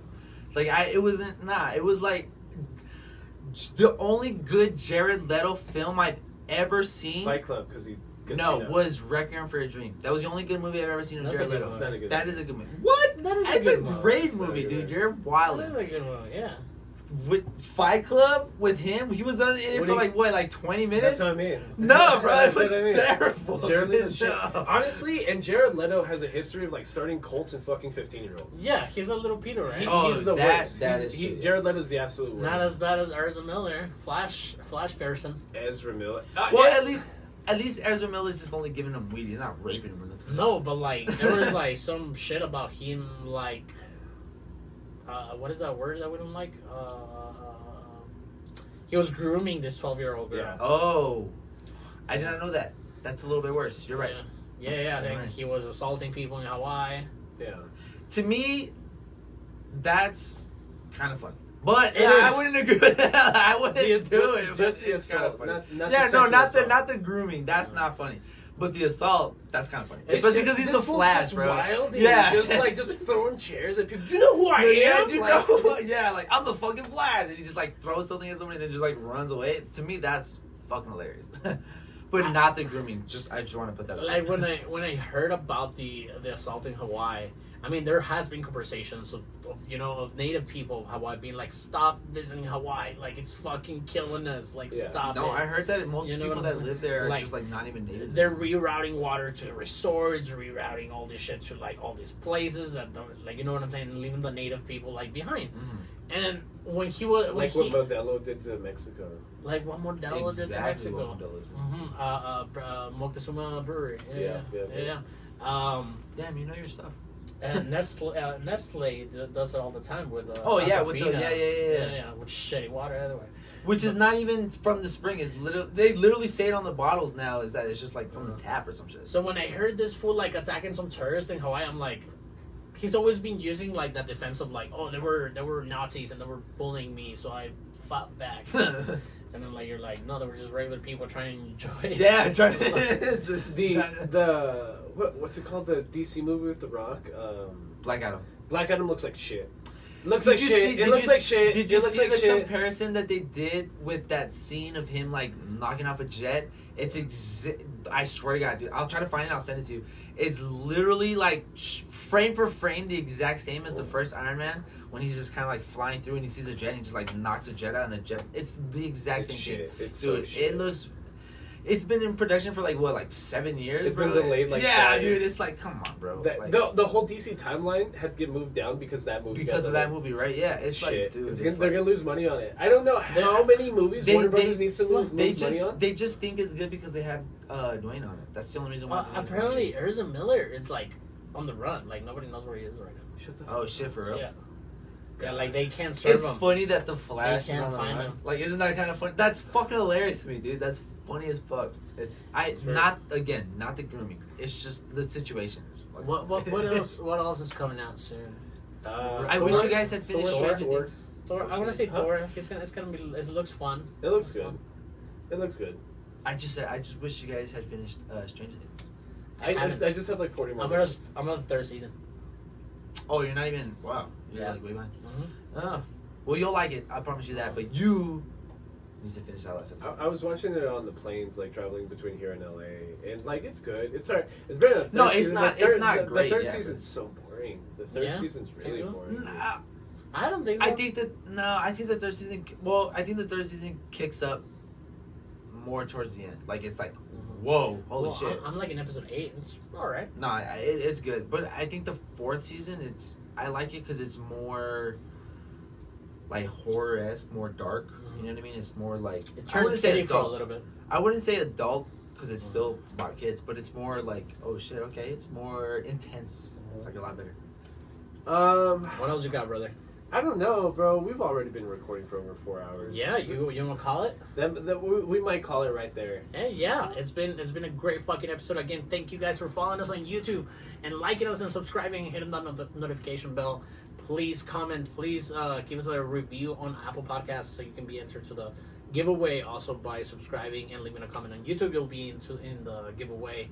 Please follow us on all social media. Tag Between Nerds. You can email us at betweennerdspodcast@gmail.com for any concerns. You wanna tell us about your day and how it went kind of anime at some point? Tell us about that. We'll fucking bring it up right here in the Nerd Down, which is your fucking section of the fucking episode. Or even if you have recommendations of what you guys want. Absolutely. Yeah. Drew's gonna be working on some polls. Give him some suggestions, and we'll see you guys next week with Mugen Train. Yeah, we're back to our regular schedule. So We might double down somewhere because episode 100 is coming out too. oh yeah, that's true. Ooh, yeah. Isn't this 97 or 98? 97. 97, right? Yeah, I think so. because the first part of JoJo's was 97. Part 2 JoJo's, yeah. Anyways, my name is Drew Philippoulias. This is Alden Man. This is Christopher James. We're Between Nerds. We're This is nerds, CJ. and this is Jay. I'm also a nerd. Thank you for watching and listening to us for a year and a half already. Good night, Good night. This has been Between nerds.